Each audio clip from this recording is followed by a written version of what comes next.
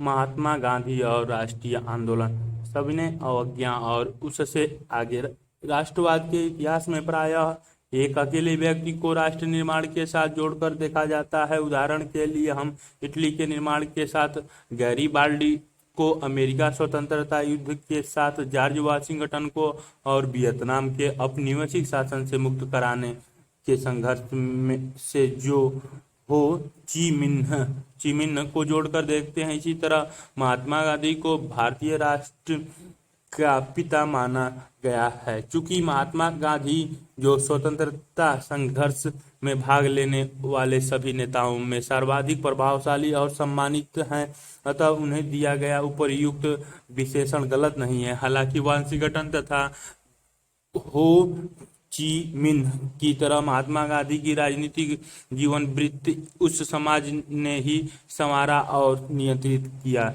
जिस समाज में वे रहते थे। कोई व्यक्ति चाहे कितना ही महान क्यों न हो, वह न केवल इतिहास बनाता है बल्कि स्वयं भी इतिहास द्वारा बनाया जाता है। इस अध्याय में 1915 से 1948 के महत्वपूर्ण काल के दौरान भारत में गांधी जी की गतिविधियों का विश्लेषण किया गया है। यह भारतीय समाज के विभिन्न हिस्सों के साथ उनके संपर्कों और उनके द्वारा प्रेरित तथा नेतृत्व किए गए लोकप्रिय संघर्षों की छानबीन करता है। यह अध्याय विद्यार्थियों के समक्ष उन अलग अलग प्रकार के स्रोतों को भी रखता है जिनका इस्तेमाल इतिहासकार एक नेता के जीवन वृत्त तथा वह जिन सामाजिक आंदोलनों से जुड़ा रहा है के पुनर्निर्माण में करते हैं। चित्र 13.1 मार्च 1930 में नमक यात्रा शुरू करने से पूर्व साबरमती नदी के किनारे अपने आश्रम के निकट समर्थकों से बात करते महात्मा गांधी दिखाए गए हैं। स्वयं की उद्घोषणा करता एक नेता मोहनदास करमचंद गांधी विदेश में 2 दशक रहने के बाद जनवरी 1915 में अपनी गृह भूमि वापस आए। इन वर्षों का अधिकांश हिस्सा उन्होंने दक्षिण अफ्रीका में बिताया। यहाँ वे एक वकील के रूप में गए थे और बाद में वे इस क्षेत्र के भारतीय समुदाय के नेता बन गए। जैसा कि इतिहासकार चंदन देव ने टिप्पणी की है कि दक्षिण अफ्रीका ने ही गांधी जी को महात्मा बनाया। दक्षिण अफ्रीका में ही महात्मा गांधी ने पहली बार सत्याग्रह के रूप में जानी गई अहिंसात्मक विरोध की अपनी विशिष्ट तकनीकी का इस्तेमाल किया, विभिन्न धर्मों के बीच सौहार्द बढ़ाने का प्रयास किया तथा उच्च जातीय भारतीयों को निम्न जाति और महिलाओं के प्रति भेदभाव वाले व्यवहार के लिए चेतावनी दी। 1915 में जब महात्मा गांधी भारत आए तो उस समय का भारत 1893 में जब वे यहाँ से गए थे तब के समय से अपेक्षाकृत भिन्न था। यद्यपि यह अभी भी एक ब्रिटिश उपनिवेश था, लेकिन अब यह राजनीतिक दृष्टि से कहीं अधिक सक्रिय हो गया था। अधिकांश प्रमुख शहरों और कस्बों में अब भारतीय राष्ट्रीय कांग्रेस की शाखाएं थी। 1905 से 7 के स्वदेशी आंदोलन के माध्यम से इनके व्यापक रूप से मध्य वर्गों के बीच अपनी अपील का विस्तार कर लिया था। इस आंदोलन ने कुछ प्रमुख नेताओं को जन्म दिया, जिनमें महाराष्ट्र के बाल गंगाधर तिलक, बंगाल के बिपिन चंद्र पाल और पंजाब के लाला लाजपत राय। ये तीनों लाल, बाल और पाल के रूप में जाने जाते थे।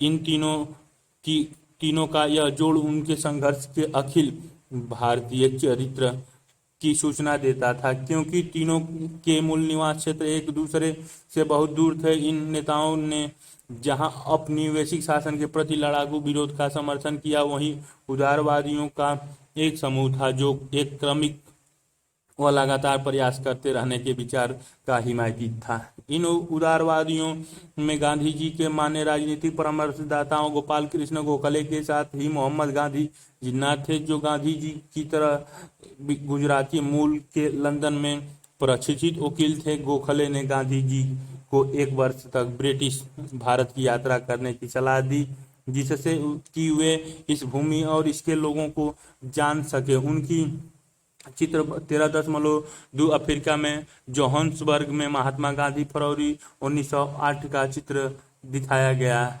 है। पहली महत्वपूर्ण सार्वजनिक उपस्थिति फरवरी 1916 में बनारस हिंदू विश्वविद्यालय के उद्घाटन समारोह में हुई। इस समारोह में आमंत्रित व्यक्तियों में वे राजा और मानव प्रेमी थे जिनके द्वारा दिए गए दान ने बनारस हिंदू विश्वविद्यालय की स्थापना में योगदान दिए। समारोह में एनी बेसेंट जैसे कांग्रेस के कुछ महत्वपूर्ण नेता भी उपस्थित थे। इन प्रतिष्ठित व्यक्तियों की तुलना में गांधी जी अपेक्षाकृत अज्ञात थे। उन्होंने यहाँ भारत के अंदर उनकी प्रतिष्ठा के कारण नहीं बल्कि दक्षिण अफ्रीका में उनके द्वारा किए गए कार्यों के आधार पर आमंत्रित किया गया था। जब गांधी जी की बोलने की बारी आई तो उन्होंने मजदूरों गरीबों की ओर ध्यान न देने के कारण भारतीय विशिष्ट वर्ग को आड़े हाथों लिया। उन्होंने कहा कि बनारस हिंदू विश्वविद्यालय की स्थापना निश्चय ही अत्यंत शानदार है, किंतु उन्होंने वहां धनी व साजे सौरे वृद्धजनों की उपस्थिति और लाखों गरीब भारतीयों की अनुपस्थिति के बीच की विषमता पर अपनी चिंता प्रकट की। गांधी जी ने विशेष सुविधा प्राप्त आमंत्रितों से कहा कि भारत के लिए मुक्ति तब तक संभव नहीं है जब तक कि आप अपने को इन अलंकरणों से मुक्त न कर लें और उन्हें भारत के अपने हम वतनों की भलाई में न लगा दें। वे कहते गए कि हमारे लिए स्वशासन का तब तक कोई अप्रिय अभिप्राय नहीं है जब तक हम किसानों से उनके श्रम का लगभग संपूर्ण लाभ स्वयं अथवा उन अन्य लोगों को ले लेने की अनुमति देते हैं। हमारी मुक्ति केवल किसानों के माध्यम से ही हो सकती है। न तो वकील, न डॉक्टर, न ही जमींदारी से सुरक्षित रख सकते हैं। बनारस हिंदू विश्वविद्यालय की स्थापना एक उत्सव का अवसर था, क्योंकि यह भारतीय धन और भारतीय प्रयासों से संभव एक राष्ट्रवादी विश्वविद्यालय की स्थापना का घोतक था। लेकिन गांधी जी ने स्वयं को बधाई देने के सुर में सुर मिलाने की अपेक्षा लोगों को उन किसानों और कामगारों की याद दिलाना चुना जो भारतीय जनसंख्या के अधिक संख्या हिस्सों का निर्माण करने के बावजूद वहां श्रोताओं में अनुपस्थित थे। चित्र 13.3 कराची में महात्मा गांधी मार्च 1916 का ये चित्र दिखाया गया है। एक दृष्टि से फरवरी 1916 में बनारस में गांधी जी का भाषण मात्र वास्तविक तथ्य का ही उद्घाटन था, अर्थात भारतीय राष्ट्रवाद वकीलों, डॉक्टरों और जमींदारों जैसे विशिष्ट वर्गों द्वारा निर्मित था। लेकिन दूसरी दृष्टि से देखा जाए तो यह वक्तव्य उनकी मंशा भी जाहिर करता था कि वह भारतीय राष्ट्रवाद को संपूर्ण भारतीय लोगों का और अधिक अच्छे ढंग से प्रतिनिधित्व करने में सक्षम बनने की गांधी जी की स्वयं की इच्छा की प्रथम सार्वजनिक उद्घोषणा थी। उसी वर्ष के अंतिम माह में गांधी जी को अपने नियमों को व्यवहार में लाने का अवसर मिला। दिसंबर 1916 में लखनऊ में हुई वार्षिक कांग्रेस में बिहार में चंपारण से आए एक किसान ने उन्हें वहां अंग्रेज नील उत्पादक द्वारा किसानों के प्रति किए जाने वाले कठोर व्यवहार के बारे में बताया। चर्चा कीजिए 1915 से पूर्व भारत में हुए राष्ट्रीय आंदोलन के बारे में और जानकारी इकट्ठा कीजिए। वह पता लगाइए कि क्या महात्मा गांधी की टिप्पणियां न्याय संगत थी। असहयोग आंदोलन की शुरुआत और अंत 1917 के अधिकांश समय महात्मा गांधी को किसानों के लिए काश्तकारी की सुरक्षा के साथ साथ अपनी पसंद की फसलें उपजाने की आज़ादी दिलाने में बीता। अगले वर्ष यानी 1918 में गांधी जी गुजरात के अपने गृह राज्य में 2 अभियानों में संलग्न रहे। सबसे पहले उन्होंने अहमदाबाद के एक श्रम विवाद में हस्तक्षेप कर कपड़े की मिलों में काम करने वालों के लिए काम करने की बेहतर स्थितियां की मांग की। इसके बाद उन्होंने खेड़ा में सफल चौपाट होने पर राज्य से किसानों का लगान माफ करने की मांग की। चंपारण, अहमदाबाद और खेड़ा में की गई पहल से गांधी जी एक ऐसे राष्ट्रवादी के रूप में उभरे जिनमें गरीबों के लिए गहरी सहानुभूति थी। इसी तरह ये सभी स्थानिक संघर्ष थे। इसके बाद 1919 में औपनिवेशिक शासन उन्होंने गांधी जी की झोली में एक ऐसा मुद्दा डाला दिया जिससे वे कहीं अधिक विस्तृत आंदोलन खड़ा कर सकते थे। 1914 से 18 के महान युद्ध के दौरान अंग्रेजों ने प्रेस पर प्रतिबंध लगा दिया था और बिना जांच के कारावास की अनुमति दे दी थी। जब सर सिडनी लॉरेट की अध्यक्षता वाली एक समिति की संतुष्टियों के आधार पर इन कठोर उपायों को जारी रखा गया, इसके जवाब में गांधी जी ने देश भर में रॉलेट एक्ट के खिलाफ एक अभियान चलाया। उत्तरी और पश्चिमी भारत के कस्बों में चारों तरफ बंद के समर्थन में दुकानों और स्कूलों को बंद होने के कारण जीवन लगभग ठहरा सा गया था। पंजाब में विशेष रूप से कड़ा विरोध हुआ, जहां के बहुत से लोगों ने युद्ध में अंग्रेजों के पक्ष में सेवा की थी और अब अपनी सेवा के बदले वे इनाम की अपेक्षा कर रहे थे, लेकिन इसकी जगह उन्हें रॉलेट एक्ट दिया गया। पंजाब जाते समय गांधी जी को कैद कर लिया गया, स्थानीय कांग्रेस जनों को गिरफ्तार कर लिया गया था। प्रांत की यह स्थिति धीरे धीरे और तनावपूर्ण हो गई तथा अप्रैल 1919 में अमृतसर में यह खून खराबे के चरमोत्कर्ष पर ही पहुंच गई, जब एक अंग्रेज ब्रिगेडियर ने एक राष्ट्रवादी सभा पर गोली चलाने का हुक्म दिया। तब जलियांवाला बाग हत्याकांड के नाम से जाने गए इस हत्याकांड में 400 से अधिक लोग मारे गए। रॉलेट सत्याग्रह से ही गांधी जी एक सच्चे राष्ट्रीय नेता बन गए। इसकी सफलता से उत्साहित होकर गांधी जी ने अंग्रेजी शासन के खिलाफ असहयोग अभियान की मांग कर दी। जो भारतीय उपनिवेशवाद को खात्मा करना चाहते थे, उनसे आग्रह किया गया कि वे स्कूलों, कॉलेजों और न्यायालयों न जाएं तथा कर न चुकाएं। संक्षिप्त में सभी को अंग्रेजी सरकार के साथ सभी ऐच्छिक संबंधों के परित्याग का पालन करने को कहा गया। गांधी जी ने कहा कि यदि असहयोग का ठीक ढंग से पालन किया जाए तो भारत 1 वर्ष के भीतर स्वराज प्राप्त कर लेगा। अपने संघर्ष का और विस्तार करते हुए उन्होंने खिलाफत आंदोलन के साथ हाथ मिला लिए, जो हाल ही में तुर्की शासन कमाल आता तुर्क द्वारा समाप्त किए गए सर्व इस्लामाबाद के प्रतीक खलीफा के पुनर्स्थापना की मांग कर रहा था। इस लोकप्रिय आंदोलन की तैयारी गांधी जी ने यह आशा की थी कि असहयोग के खिलाफत के साथ मिलने से भारत के 2 प्रमुख धार्मिक समुदाय हिंदू और मुसलमान मिलकर औपनिवेशिक शासन का अंत कर देंगे। इस आंदोलन ने निश्चय ही एक लोकप्रिय कार्यवाही के बहाव को उन्मुक्त कर दिया था और ये चीजें औपनिवेशिक भारत में बिल्कुल ही अभूतपूर्व थी। विद्यार्थी ने सरकार द्वारा चलाए जा रहे स्कूलों और कॉलेजों में जाने छोड़ दिया, वकीलों ने अदालत में जाने से मना कर दिया, कई कस्बों और नगरों में श्रमिक वर्ग हड़ताल पर चला गया। सरकारी आंकड़ों के मुताबिक 1921 में 396 हड़तालें हुई, जिसमें 6 लाख श्रमिक शामिल थे और इससे 70 लाख कार्य दिवसों का नुकसान हुआ था। देहात भी असंतोष से आंदोलित हो रहा था। उत्तरी आंध्रा की पहाड़ी जनजातियों ने वन कानूनों की अवहेलना कर दी। अवध के किसानों ने कर नहीं चुकाए। कुमाऊं के किसानों ने औपनिवेशिक अधिकारियों का सामान ढोने से मना कर दिया। इन विरोध आंदोलनों को कभी स्थानीय राष्ट्रवादी नेता की अवज्ञा करते हुए कार्यान्वित किया गया। किसानों, श्रमिकों और अन्य ने इसकी अपने ढंग से व्याख्या की तथा औपनिवेशिक शासन के साथ असहयोग के लिए उन्होंने ऊपर से प्राप्त निर्देशों पर टिके रहने के बजाय अपने हितों से मेल खाते तरीकों का इस्तेमाल कर कार्रवाई की।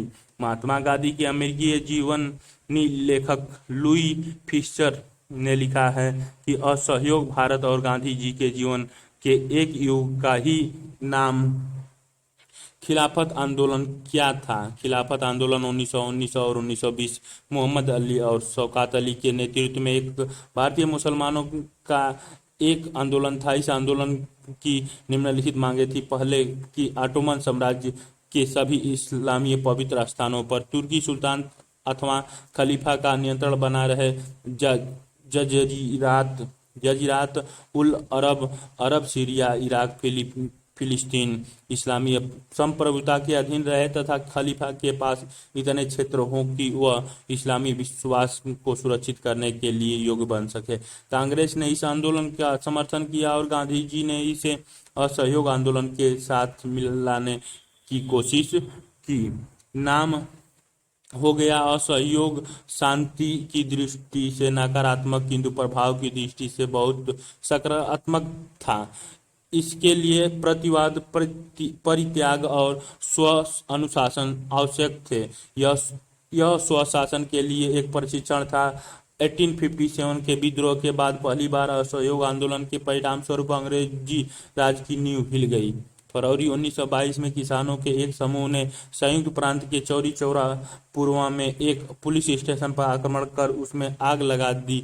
इस अग्निकांड में कई पुलिस वाले की जान चली गई। हिंसा की इस कार्रवाई से गांधी जी का यह आंदोलन तत्काल वापस लेना पड़ा। उन्होंने जोर दिया कि किसी भी तरह की उत्तेजना को निहत्थे और एक तरफ से भीड़ की दया पर निर्भर व्यक्तियों की घृणा हत्या के आधार पर उचित नहीं ठहराया जा सकता है। असहयोग आंदोलन चित्र 13.4 असहयोग आंदोलन 1922 विदेशी वस्त्रों को इकट्ठा किया जा रहा है ताकि उन्हें आग में जलाया जा सके। असहयोग आंदोलन के दौरान हजारों भारतीयों को जेल में डाल दिया गया। स्वयं गांधी जी को मार्च 1922 में राजद्रोह के आरोप में गिरफ्तार कर लिया गया। उन पर जांच की कार्रवाई की अध्यक्षता करने वाले जज जस्टिस C.N.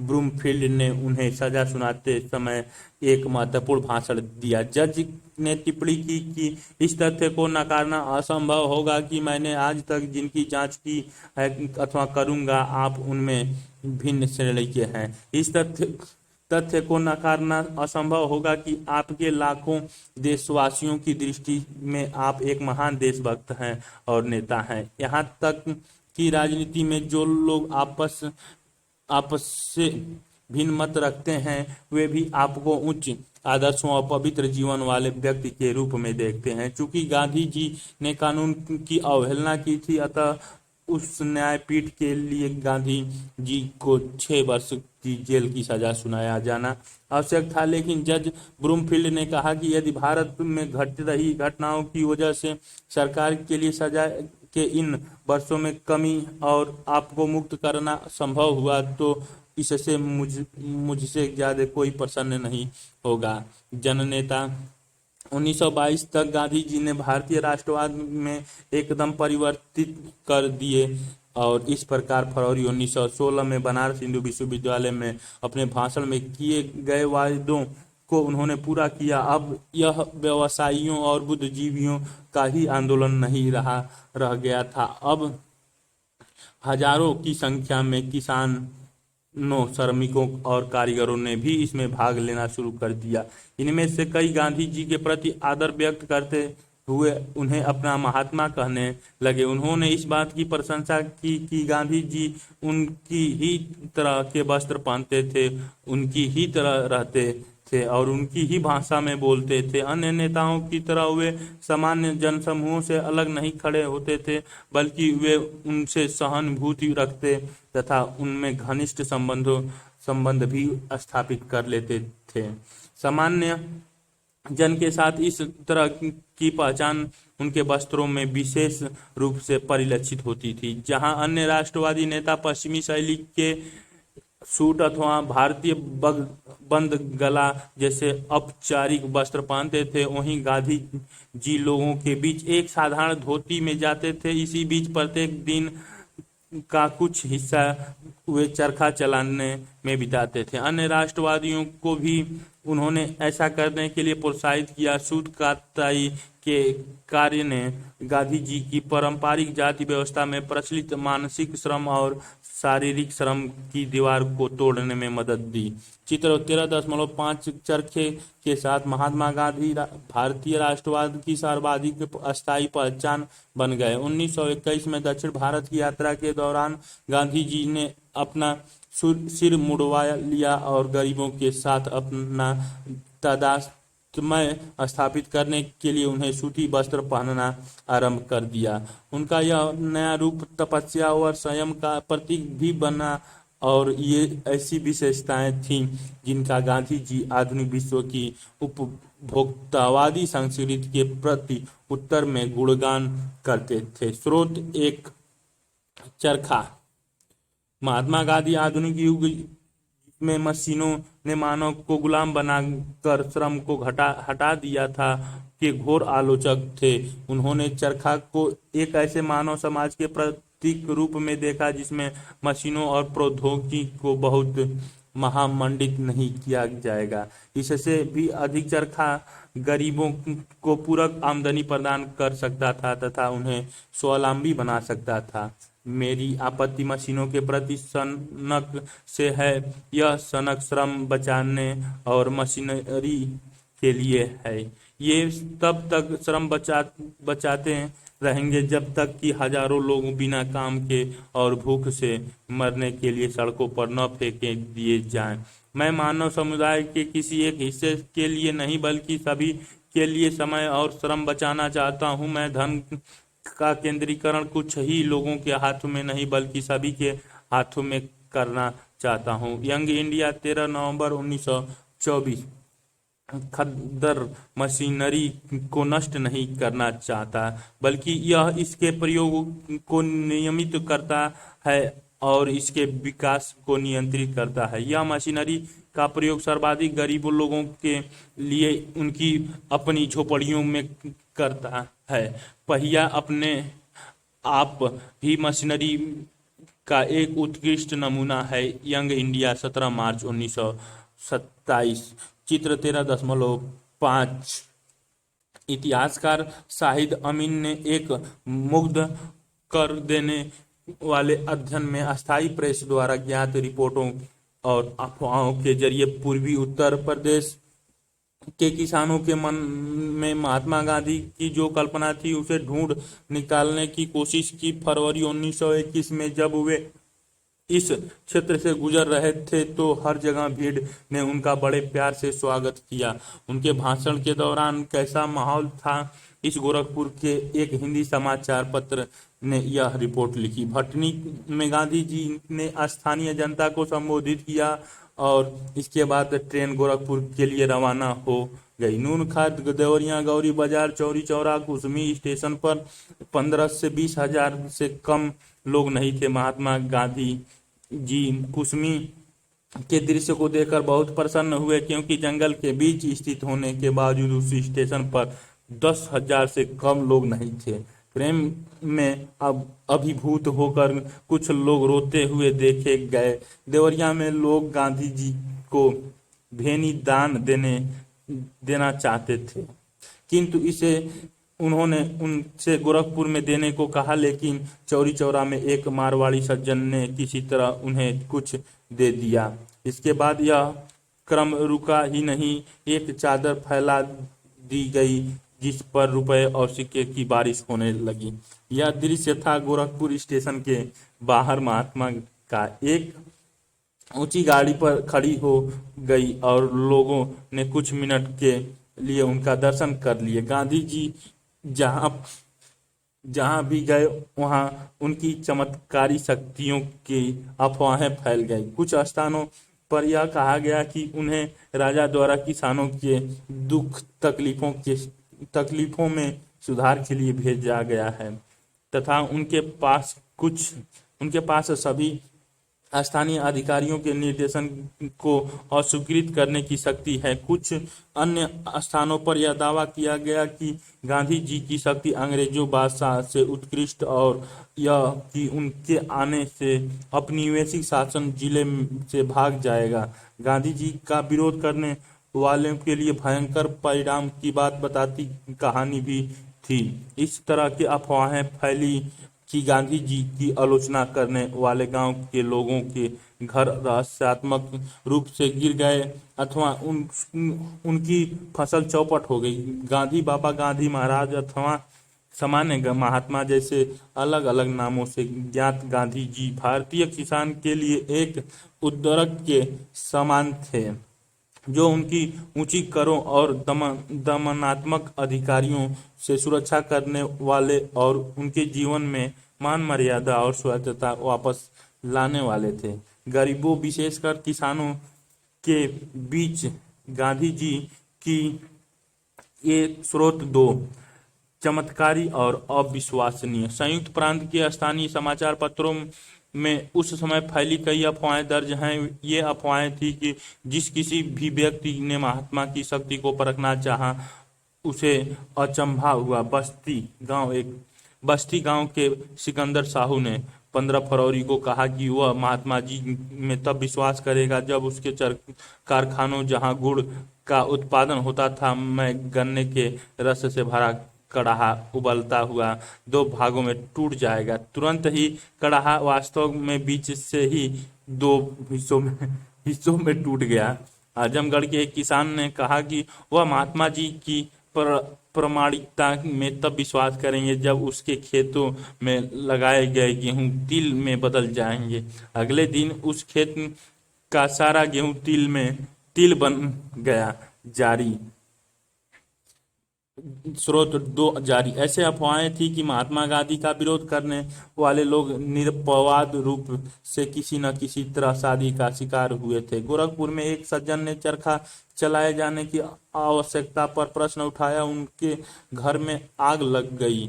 अप्रैल 1921 में उत्तर प्रदेश के एक गांव में कुछ लोग जुआ खेल रहे थे। किसी ने उन्हें ऐसा करने से रोका। जुआ खेल रहे समूहों में से एक ने रुकने से मना कर दिया और गांधी जी को अपशब्द कहा।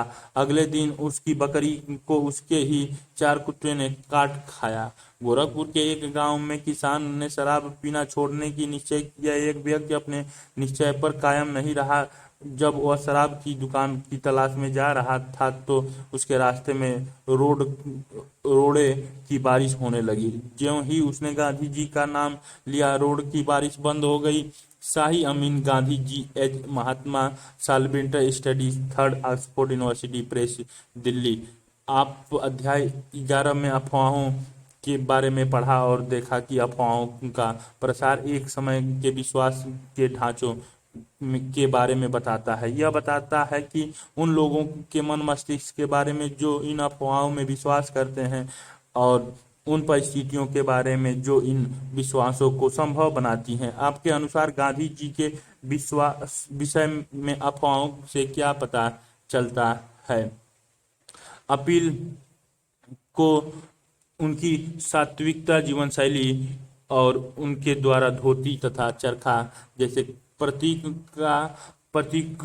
प्रतीकों के विवेकपूर्ण प्रयोग से बहुत बल मिला। जाति से महात्मा गांधी एक व्यापारी और पेशे से वकील थे, लेकिन उनकी सादगी जीवन शैली तथा हाथों से काम करने के प्रति उनके लगाव की वजह से वे गरीब श्रमिकों के प्रति बहुत अधिक सहानुभूति रखते थे तथा बदले में वे लोग गांधी जी के सहानुभूति रखते थे, जहां अधिकांश अन्य राजनीतिक उन्हें कृपा की दृष्टि से देखते थे। वहीं ये न केवल उनके जैसा दिखने बल्कि उन्हें अच्छी तरह समझने और उनके जीवन के साथ स्वयं को जोड़ने के लिए सामने आते थे। महात्मा गांधी के जन अनुरोध निसंदेह कपट से मुक्त था और भारतीय राजनीति के संदर्भ में तो बिना किसी पूर्वोदाहरण के यह भी कहा जा सकता है कि राष्ट्रवाद के आधार को और व्यापक बनाने में उनकी सफलता का राज उनके द्वारा सावधानी पूर्वक किया गया संगठन था। भारत के विभिन्न भागों में कांग्रेस की नई शाखाएं खोली गईं।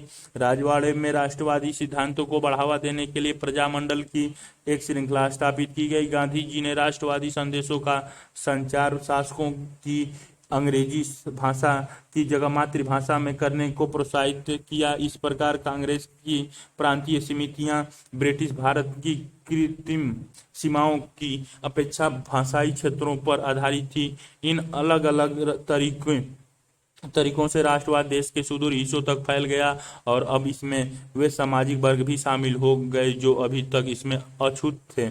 अब तक कांग्रेस के समर्थकों में कुछ बहुत ही समृद्ध व्यापारी और उद्योगपति शामिल हो गए थे। भारतीय उद्यमियों ने यह बात जल्द ही समझ ली कि उनके अंग्रेज प्रतिद्वंदी आज जो लाभ पा रहे हैं स्वतंत्रता निरक्षरता भारत में ये चीज़ें समाप्त हो जाएंगी। जी.डी. बिड़ला जैसे कुछ उद्यमियों ने राष्ट्रीय आंदोलन का खुला समर्थन किया, जबकि अन्य ने ऐसा ऐसा मौन रूप से किया।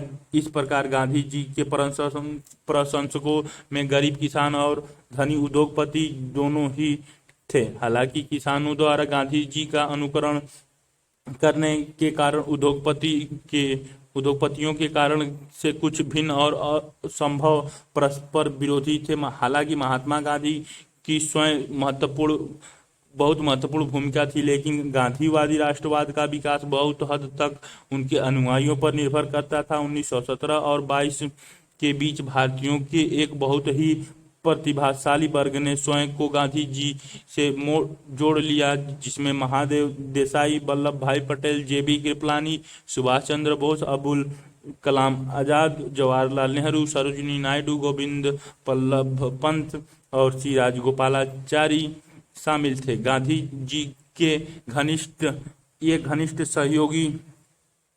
घनिष्ठ सहयोगी विशेष रूप से भिन्न भिन्न क्षेत्रों के साथ ही भिन्न भिन्न धार्मिक परंपराओं से आए थे। इसके बाद उन्होंने अनगिनत भारतीयों को कांग्रेस में शामिल होने और उनके लिए काम करने के लिए प्रेरित किया। चर्चा कीजिए और सहयोग क्या था। विभिन्न सामाजिक वर्गों ने आंदोलन के किन विभिन्न तरीकों से भाग लिया, इसके बारे में पता लगाइए। महात्मा गांधी फरवरी 1924 में जेल से रिहा हो गए और अब उन्होंने अपना ध्यान घर में बुने कपड़े, खादी को बढ़ावा देने और छुआछूत को समाप्त करने पर लगाया। गांधी जी राजनीतिक जितने थे उतने ही वे समाज सुधारक थे। उनका विश्वास था कि स्वतंत्रता के योग्य बनने के लिए भारतीयों को बाल विवाह और छुआछूत जैसी सामाजिक बुराइयों से मुक्त होना पड़ेगा। एक मत के भारतीयों को दूसरे मत के भारतीयों के लिए सच्चा संयम लाना होगा और इस प्रकार उन्होंने हिंदू मुसलमानों के बीच सौहार्द पर बल दिया। इस तरह आर्थिक स्तर पर भारतीयों को स्वावलंबी बनाना सीखना होगा। ऐसा करके उन्होंने समुद्र पार से आयाती मिल से बने वस्त्रों के स्थान पर खादी पहनने की महत्ता पर जोर डाला। नमक सत्याग्रह असहयोग आंदोलन समाप्त होने के कई वर्ष बाद तक महात्मा गांधी ने अपने को समाज सुधारक के कार्यों पर केंद्रित रखा। 1928 में उन्होंने पुनः राजनीति में प्रवेश करने की सोची। उस वर्ष सभी श्वेत सदस्यों वाले साइमन कमीशन, जो कि उपनिवेश की स्थिति की जांच पड़ताल के लिए इंग्लैंड से भेजा गया था, के विरुद्ध अखिल भारतीय अभियान चलाया जा रहा था। गांधी जी ने स्वयं इस आंदोलन में भाग नहीं लिया था, पर उन्होंने इस आंदोलन को अपना आशीर्वाद दिया था तथा इसी वर्ष बारदोली में होने वाले एक किसान सत्याग्रह के साथ भी उन्होंने ऐसा किया था। 1929 में दिसंबर के अंत में कांग्रेसों ने अपना वार्षिक अधिवेशन लाहौर शहर में किया। यह अधिवेशन दो दृष्टियों से महत्वपूर्ण था। जवाहरलाल नेहरू का अध्यक्ष के रूप में चुनाव, जो युवा पीढ़ी के नेतृत्व की छड़ी सौंपने का प्रतीक था, और पूर्ण स्वराज अथवा पूर्ण स्वतंत्रता की उद्घोषणा। अब राजनीति की गति एक बार फिर बढ़ गई। 26 जनवरी 1930 को विभिन्न स्थानों पर राष्ट्रीय ध्वज फहराकर और देशभक्ति की गीत गाकर स्वतंत्रता दिवस मनाया गया। गांधी जी ने स्वयं सुस्पष्ट निर्देश देकर बताया कि इस दिन को कैसे मनाया जाना चाहिए। उन्होंने कहा कि यदि स्वतंत्रता की उद्घोषणा सभी गांवों और सभी शहरों, यहाँ तक कि अच्छा होगा अगर सभी जगहों पर एक ही समय में संगोष्ठी हो तो अच्छा होगा। गांधी जी ने सुझाव दिया कि नगाड़े पीटकर पारंपरिक तरीके से संगोष्ठी के समय की घोषणा की जाए। राष्ट्रीय ध्वज को फहराए जाने के समारोह की शुरुआत होगी। दिन का बाकी हिस्सा किसी रचनात्मक कार्यों में, चाहे वह सूत कताई हो अथवा अछूतों की सेवा अथवा हिंदू व मुसलमानों की पुनर्मिलन अथवा निषिद्ध कार्य अथवा ये सभी एक साथ करने में व्यतीत होगा।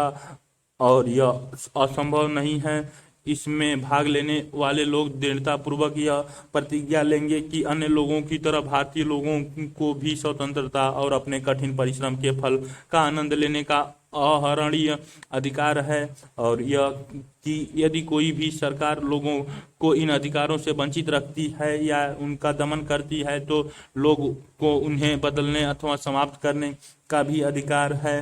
डांडी स्वतंत्रता दिवस मनाए जाने के तुरंत बाद महात्मा गांधी ने घोषणा की कि वे ब्रिटिश भारत के सर्वाधिक घृणित कानूनों में से एक, जिसने नमक के उत्पादन और बिक्री पर राज्य को का अधिकार दे दिया है, का को तोड़ने के लिए एक यात्रा का नेतृत्व करेंगे। नमक का अधिकार के जिस मुद्दे का उन्होंने चयन किया था वह गांधी जी की कुशल समझदारी का एक अन्य उदाहरण था। प्रत्येक भारतीय घर में नमक का प्रयोग अपरिहार्य था, लेकिन इसके बावजूद उन्हें घरेलू प्रयोग के लिए भी नमक बनाने से रोका गया और इस तरह उन्हें दुकानों से ऊंचे दाम पर नमक खरीदने के लिए बाध्य किया गया। नमक पर राज्य का एकाधिपत्य बहुत अलोकप्रिय था। इसी को निशाना बनाते हुए गांधी जी अंग्रेजी शासन के खिलाफ व्यापक असंतोष को संगठित करने की सोच रहे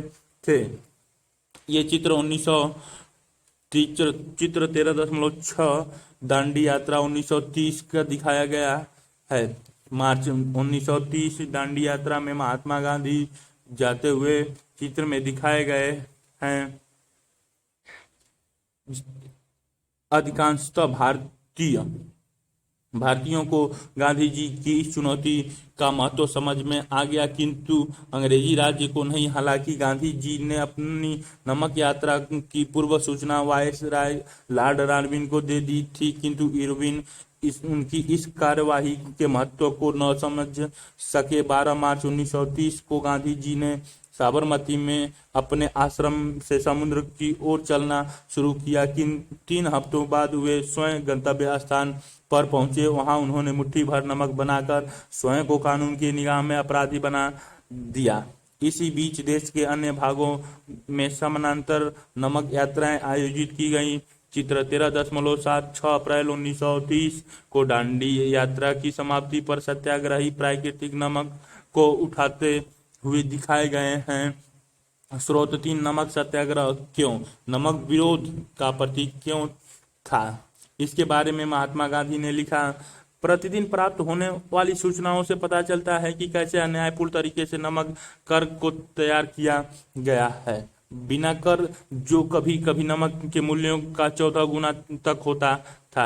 आधा किए गए नमक के प्रयोग को रोकने के लिए सरकार उस नमक को जिससे वह लाभ पर नहीं बेच पाती थी नष्ट कर देती थी। अतः यह राष्ट्र की अत्यधिक महत्वपूर्णता आवश्यकता पर कर लगाती है। यह जनता को इसके उत्पादन से रोकती है और प्राकृतिक ने जिसे बिना किसी श्रम के उत्पादित किया है उसे नष्ट कर देती है। अतः किसी भी वजह से किसी चीज को स्वयं प्रयोग न कर पाने अथवा अन्य को भी इसका प्रयोग न करने देने अथवा ऐसे में चीजों को नष्ट कर देने की इस अन्यायपूर्ण नीति को किसी भी विशेषण द्वारा नहीं बताया जा सकता है। विभिन्न स्रोतों में मैं भारत के सभी भागों में इस राष्ट्र संपत्ति को बेलगाम ढंग से नष्ट किए जाने की कहानी सुना रहा हूँ। टनों न सही पर कई मन नमक कोंकण तट पर नष्ट कर दिया गया। बताया गया कि दांडी से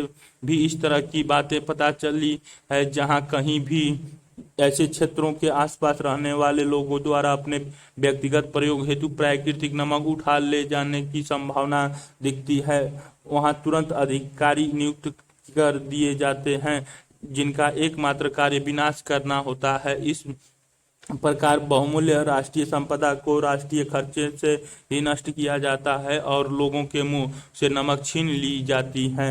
नमक एकाधिकार एक तरह से चौतरफा अभिशाप है।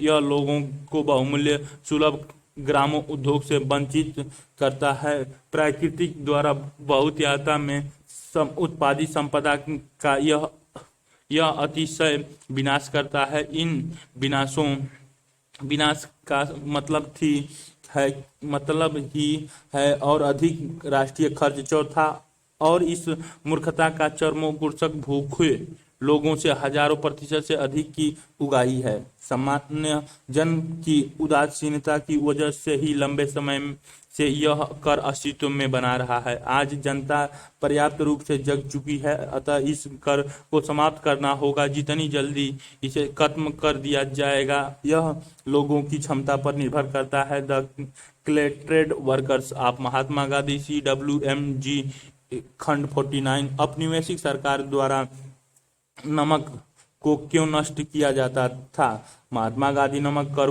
को अन्य करों की तुलना में अधिक दमनात्मक क्यों मानते थे? स्रोत 4, कल हम नमक का कर कानून तोड़ेंगे।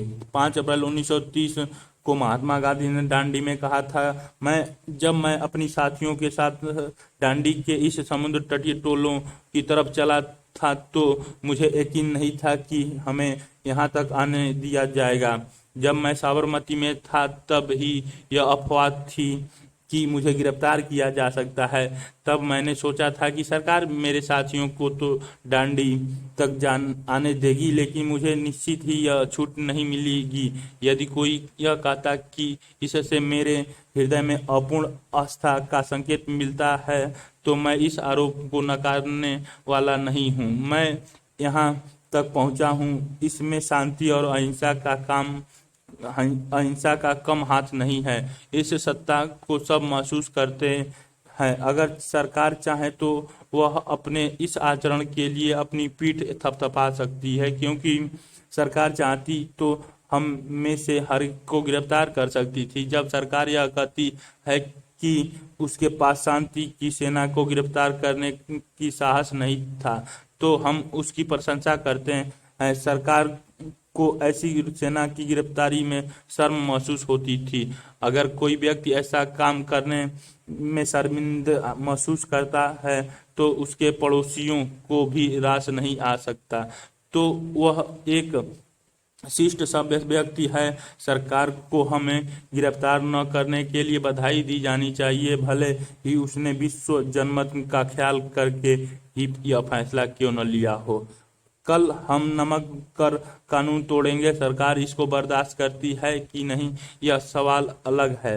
हो सकता है कि सरकार हमें ऐसा न करने दे, लेकिन उसने हमारे जत्थे के बारे में जो धैर्य और सहिष्णुता दिखाई है, उसके लिए यह अभिनंदन की पात्र है। यदि मुझे और गुजरात व देश भर में के सारे मुख्य नेताओं को गिरफ्तार कर लिया जाता है तो क्या होगा? यह आंदोलन इस विश्वास पर आधारित है कि जब एक पूरा राष्ट्र उठ खड़ा होता है और आगे बढ़ने लगता है तो उसे नेता की जरूरत नहीं रह जाती। Collected workers of Mahatma Gandhi, खंड 49। इस भाषण के आधार पर बताइए कि गांधी जी औपनिवेशिक राज्य को कैसे देखते थे। असहयोग आंदोलन की तरह अधिकृत रूप से स्वीकृत राष्ट्रीय अभियानों के अलावा भी विरोध की असंख्य धाराएं थीं।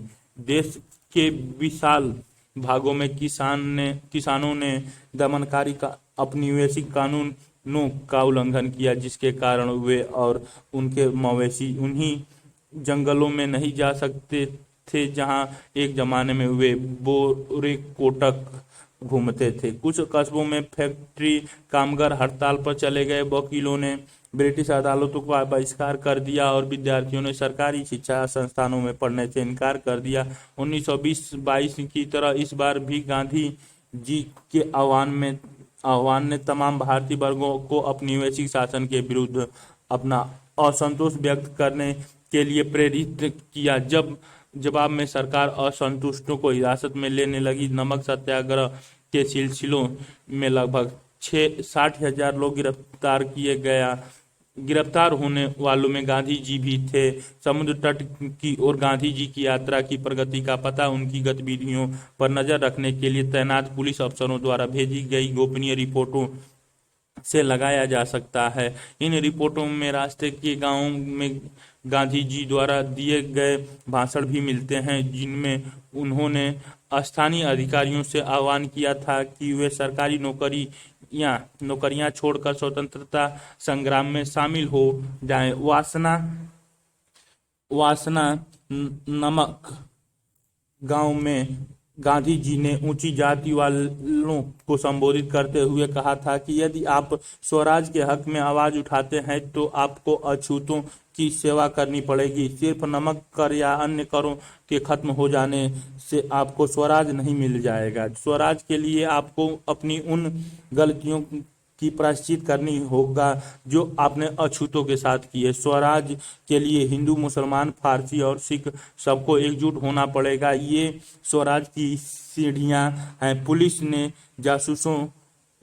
जासूसों ने अपने रिपोर्ट में लिखा था कि गांधी जी की सभाओं में तमाम जातियों के औरत मर्द शामिल हो रहे हैं। उनका कहना है कि हजारों वॉलंटियर राष्ट्रवादी उद्देश्यों के लिए सामने आ रहे हैं। उनमें से बहुत सारे ऐसे सरकारी अफसर थे जिन्होंने औपनिवेशिक शासन में अपने पद से इस्तीफा दे दिए थे। सरकार को भेजी अपनी रिपोर्ट में जिला पुलिस सुपरिटेंडेंट पुलिस अधीक्षक ने लिखा था कि श्री गांधी शांत और निश्चित दिखाई दिए। वे जैसे जैसे आगे बढ़े रहे हैं उनकी ताकत बढ़ती जा रही है।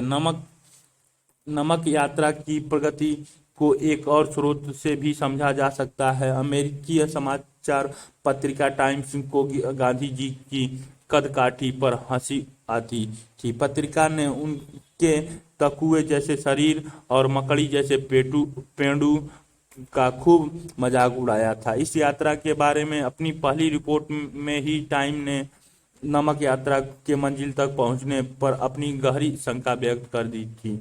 उसने दावा किया कि दूसरे दिन पैदल चलने के बाद गांधी जी जमीन पर पसर गए थे। पत्रिका को इस बात पर विश्वास नहीं था कि इस मरियल साधु के शरीर में और आगे जाने की ताकत बची है। लेकिन एक हफ्ते में ही पत्रिका की सोच बदल गई। टाइम ने लिखा कि इस यात्रा को जो भारी जन समर्थन मिला है उसने अंग्रेजों शासकों के गहरे तौर को बेचैन कर दिया है। अब वे भी गांधी जी के ऐसे साधु और राजनेता कह कर चित्र 13.8 जनवरी 1931 में जेल से महात्मा गांधी की रिहाई के बाद आंदोलन की भावी योजना के बारे में चर्चा करने के लिए इलाहाबाद में कांग्रेस के नेताओं की बैठक हुई। इस चित्र में आप दाएं से बाएं जवाहरलाल नेहरू, जामन लाल बजाज, सुभाष चंद्र बोस, गांधी जी, महादेव देसाई, अग्रभाग में सरदार वल्लभ भाई पटेल को देख सकते हैं। ये चित्र में दिखाए गए हैं। सलामी देने लगे। जो ईसाई धर्मावलंबियों के खिलाफ ईसाई तरीके का ही हथियार के रूप में इस्तेमाल कर रहा है। संवाद नमक यात्रा कम से कम 3 कारणों से उल्लेखनीय था। पहला, यही वह घटना थी जिसके चलते महात्मा गांधी दुनिया की नजर में आए। इस यात्रा को यूरोप और अमेरिका प्रेस ने व्यापक कवरेज दी। दूसरे, यह पहली राष्ट्रवादी गतिविधि थी जिसमें औरतों ने बढ़ चढ़ कर हिस्सा लिया। समाजवादी कार्यकर्ता कमला देवी चट्टोपाध्याय ने गांधी जी को समझाया कि वे अपने आंदोलन को पुरुषों तक ही सीमित न रखें। कमला देवी खुद उन असंख्य औरतों में से एक थीं जिन्होंने नमक या शराब कानूनों का उल्लंघन करते हुए सामूहिक गिरफ्तारी दी थी। तीसरा और संभवतः सबसे महत्वपूर्ण कारण यह था कि नमक यात्रा के कारण ही अंग्रेजों को यह एहसास हुआ था कि अब उनका राज्य बहुत दिनों तक नहीं टिक सकेगा और उन्हें भारतीयों को भी सत्ता में हिस्सा देना पड़ेगा। इस लक्ष्य को ध्यान में रखते हुए ब्रिटिश सरकार ने लंदन में गोलमेज सम्मेलनों का आयोजन शुरू किया। पहला गोलमेज सम्मेलन नवंबर 1930 में आयोजित किया गया जिसमें देश के प्रमुख नेता शामिल नहीं हुए। इसी कारण अंततः यह बैठक निरर्थक साबित हुई। जनवरी 1931 में गांधी जी को जेल से रिहा किया गया। अगले ही महीने वायसराय के साथ उनकी कई लंबी बैठकें हुई। इन्हीं बैठकों के बाद गांधी इरविन समझौते पर सहमति बनी, जिसके शर्तों में सबने अवज्ञा आंदोलन को वापस लेना, सारे कैदियों की रिहाई और तटीय इलाकों में नमक उत्पादन की अनुमति देना शामिल था। रेडिकल राष्ट्रवादियों ने इस समझौते की आलोचना की क्योंकि गांधी जी वायसराय से भारतीयों के लिए राजनीतिक स्वतंत्रता का आश्वासन हासिल नहीं कर पाए थे। गांधी जी को इस संभावित लक्ष्य की प्राप्ति के लिए केवल वार्ताओं का आश्वासन मिला था। दूसरा गोलमेज सम्मेलन 1931 के आखिर में लंदन में आयोजित हुआ, जिसमें उसमें गांधी जी कांग्रेस का नेतृत्व कर रहे थे। गांधी जी का कहना था कि उनकी पार्टी पूरे भारत का प्रतिनिधित्व करती है। इस दावे को 3 पार्टियों ने चुनौती दी। मुस्लिम लीग का कहना था कि वह मुस्लिम अल्पसंख्यकों के हित में काम करती है। राजे रजवाड़ों का दावा था कि कांग्रेस का उनके नियंत्रण वाले भूभाग पर कोई अधिकार नहीं है। दूसरी चुनौती तेज तर्रार वकील और विचारक B.R. अम्बेडकर की तरफ से थी, जिनका कहना था कि गांधी जी और कांग्रेस पार्टी निचली जातियों का प्रतिनिधित्व नहीं करते। लंदन में हुआ यह सम्मेलन किसी नतीजे पर नहीं पहुंच सका, इसीलिए गांधी जी को खाली हाथ लौटना पड़ा। भारत लौटने पर उन्होंने सबने अवज्ञा आंदोलन शुरू कर दिया। नए वायसराय लॉर्ड विलिंगटन को गांधी जी से बिल्कुल हमदर्दी नहीं थी। अपनी बहन को लिखे एक निजी खत में ये स्रोत 5 पृथक निर्वाचक के बारे में समस्या। गोलमेज सम्मेलन के दौरान महात्मा गांधी ने दलित वर्गों के लिए पृथक निर्वाचन प्रस्ताव के खिलाफ अपनी दलील पेश करते हुए कहा, अस्पृश्यों के लिए पृथक निर्वाचन का प्रावधान करने से उनकी दास्ता अस्थायी रूप से लेगी। क्या आप चाहते हैं कि अस्पृश्यता हमेशा अस्पृश्य ही बने रहें? पृथक निर्वाचक का से उनके प्रति कलंक का यह भाव और मजबूत हो जाएगा। जरूरत इस बात की है कि अस्पृश्यता का विनाश किया जाए, और जब आप यह लक्ष्य प्राप्त कर लें तो एक अड़ियल श्रेष्ठ वर्ग द्वारा एक कमतर वर्ग पर थोप दिए गए यह अवैध व्यवस्था ही समाप्त हो जाएगी। जब आप इस अवैध प्रथा को नष्ट कर देंगे तो किसी को पृथक निर्वाचक की आवश्यकता ही कहाँ रह जाएगी। खत में ये चित्र दिया गया है, चित्र नंबर 13.9। गोलमेज सम्मेलन लंदन नवंबर 1901। महात्मा गांधी ने निम्न जातियों के लिए पृथक निर्वाचक की मांग का विरोध किया। उनका मानना था कि ऐसा करने पर समाज की मुख्य धारा में उनका एकीकरण नहीं हो पाएगा और ये स्वर्ण हिंदुओं से हमेशा के लिए अलग हो रह जाएंगे। विलिंगटन ने लिखा था कि अगर गांधी न होता तो यह दुनिया वाकई बहुत खूबसूरत होती। वह जो भी कदम उठाता है उसे ईश्वर की प्रेरणा का परिणाम कहता है, लेकिन असल में उसके पीछे एक गहरी राजनीति चाल होती है। देखता हूं कि अमेरिका प्रेस उसको गजब का आदमी बताती है, लेकिन सच यह है कि हम निहायत अव्यवहारिक, रहस्यवादी और अंधविश्वासी जनता के बीच रह रहे हैं जो गांधी को भगवान मान बैठी है। बहरहाल 1935 में नए गवर्नमेंट ऑफ इंडिया एक्ट में सीमित प्रतिनिधि शासन व्यवस्था का आश्वासन व्यक्त किया गया। 2 साल बाद सीमित मताधिकार के आधार पर हुए चुनाव में कांग्रेस को जबरदस्त सफलता मिली। 11 में से 8 प्रांतों में कांग्रेस के प्रधानमंत्री सत्ता में आए जो ब्रिटिश गवर्नर की देखरेख में काम करते थे। कांग्रेस मंत्रिमंडल के सत्ता में आने के 2 साल बाद सितंबर 1939 में दूसरा विश्व युद्ध शुरू हो गया। महात्मा गांधी और जवाहरलाल नेहरू दोनों ही हिटलर के नाजियों के कट्टर आलोचक थे। तदनुरूप उन्होंने फैसला लिया कि अगर अंग्रेज युद्ध समाप्त होने के बाद भारत को स्वतंत्रता देने पर राजी हो तो कांग्रेस उन्हें उनके युद्ध प्रयासों से सहायता दे सकती है। सरकार ने उनका प्रस्ताव खारिज कर दिया। इसके विरोध में कांग्रेसी मंत्रिमंडल ने अक्टूबर 1939 में इस्तीफा दे दिया। युद्ध समाप्त। स्रोत 6 पृथक निर्वाचिक पर आडम अम्बेडकर के विचार। दलित वर्गों के लिए पृथक निर्वाचिका के प्रस्ताव पर महात्मा गांधी ने दलीलों के जवाब में अम्बेडकर ने लिखा था, हमारे सामने एक ऐसा वर्ग है जो निश्चित ही अस्तित्व के संघर्ष में खुद को कायम नहीं रख सकता। जिस धर्म से ये लोग बांधे हुए हैं वह उनमें सम्मानजनक स्थान प्रदान करने के बजाय कोढ़ियों की तरह देखता है। उनके साथ सामान्य संबंध नहीं रखे जा सकते। आर्थिक रूप से यह एक ऐसा वर्ग है जो दो वक्त की रोटी के लिए स्वर्ण हिंदुओं पर पूरी तरह आश्रित है, जिसके पास आजीविका का कोई स्वतंत्र साधन नहीं है। न केवल हिंदुओं के सामाजिक पूर्वाग्रह के कारण उनके सारे रास्ते बंद हैं, बल्कि समग्र इतिहास में हिंदू समाज ने उनके सामने खुलने वाली हर संभावनाओं को बंद कर दिया है, जिससे दलित वर्गों को जीवन में ऊपर उठने का कोई अवसर न मिल सके।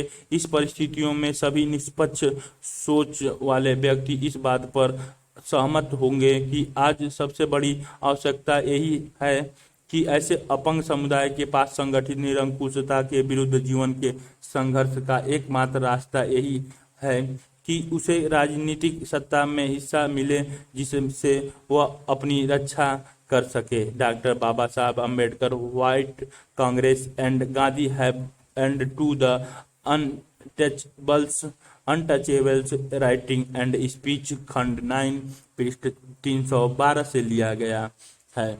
चित्र 13.10 महात्मा गांधी और राजेंद्र प्रसाद वायसराय लॉर्ड लिनलिथिगो के साथ बैठक के लिए जाते हुए 13 अक्टूबर 1939। इस बैठक में युद्ध में भारत के हिस्सेदारी के स्वरूप पर चर्चा की गई थी। जब वायसराय के साथ वार्ता टूट गई तो कांग्रेसी मंत्रिमंडल ने इस्तीफा दे दिया। ये चित्र में महात्मा गांधी और राजेंद्र प्रसाद।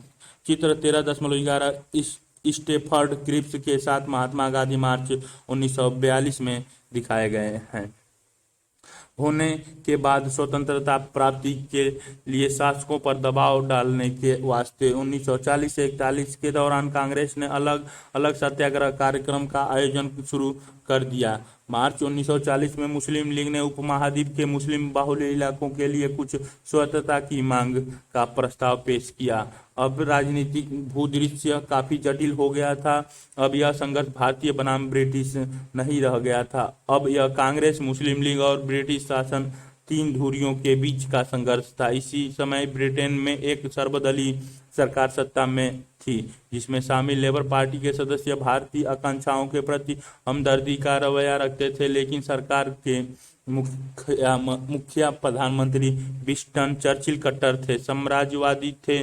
उनका कहना था कि उन्हें सम्राट का सर्वोच्च मंत्री इसलिए नहीं नियुक्त किया गया है कि वह ब्रिटिश साम्राज्य को टुकड़ों टुकड़ों कर दें। 1942 के बसंत में चर्चिल ने गांधी जी और कांग्रेस के साथ समझौते पर रास्ता निकालने के लिए अपने एक मंत्री सर स्टेफर्ड क्रिप्स को भारत भेजा। क्रिप्स के साथ वार्ता में कांग्रेस ने इस बात पर जोर दिया कि अगर धुरी शक्तियों से भारत की रक्षा के लिए ब्रिटिश शासन कांग्रेस का समर्थन चाहता है तो वायसराय को सबसे पहले अपनी कार्यकारी परिषद में किसी भारतीय को एक रक्षा सदस्य के रूप में नियुक्त करना चाहिए। इस बात पर वार्ता टूट गई।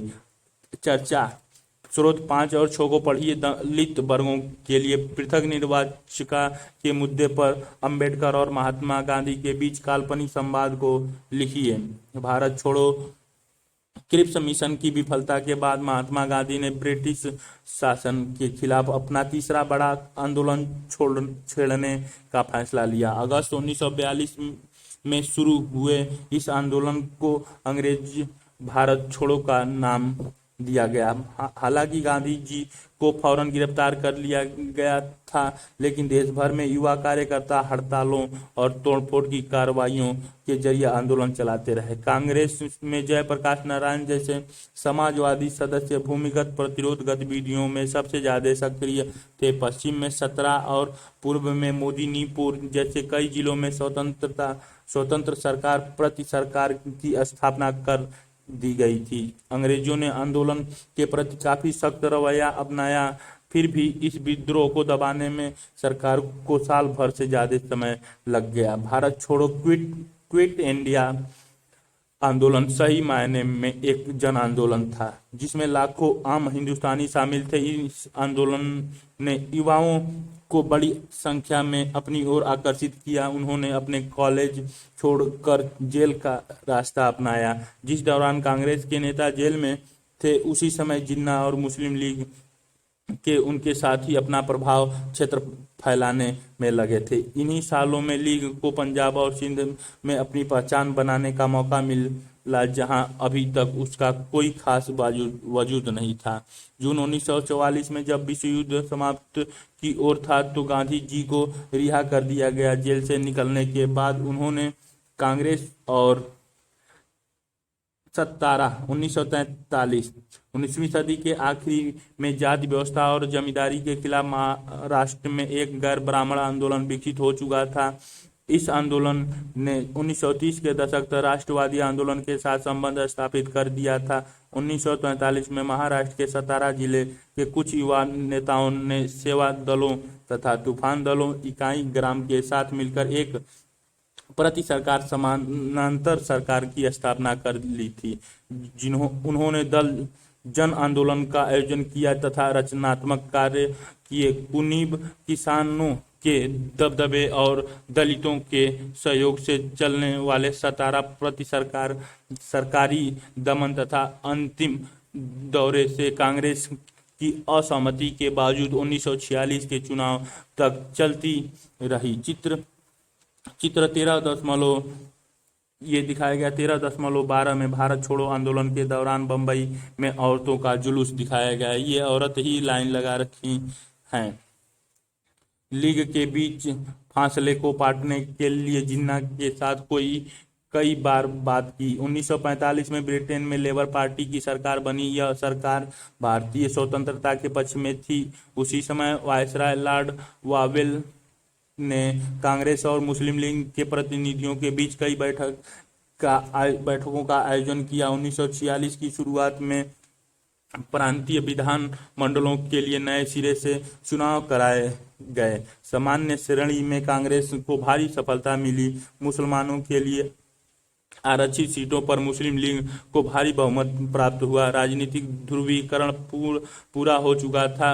1946 की गर्मियों में कैबिनेट मिशन भारत आया। इस मिशन ने कांग्रेस और मुस्लिम लीग को एक ऐसी संघीय व्यवस्था पर राजी करने को प्रयास किया जिसमें भारत के भीतर विभिन्न प्रांतों को सीमित स्वायत्तता दी जा सकती थी।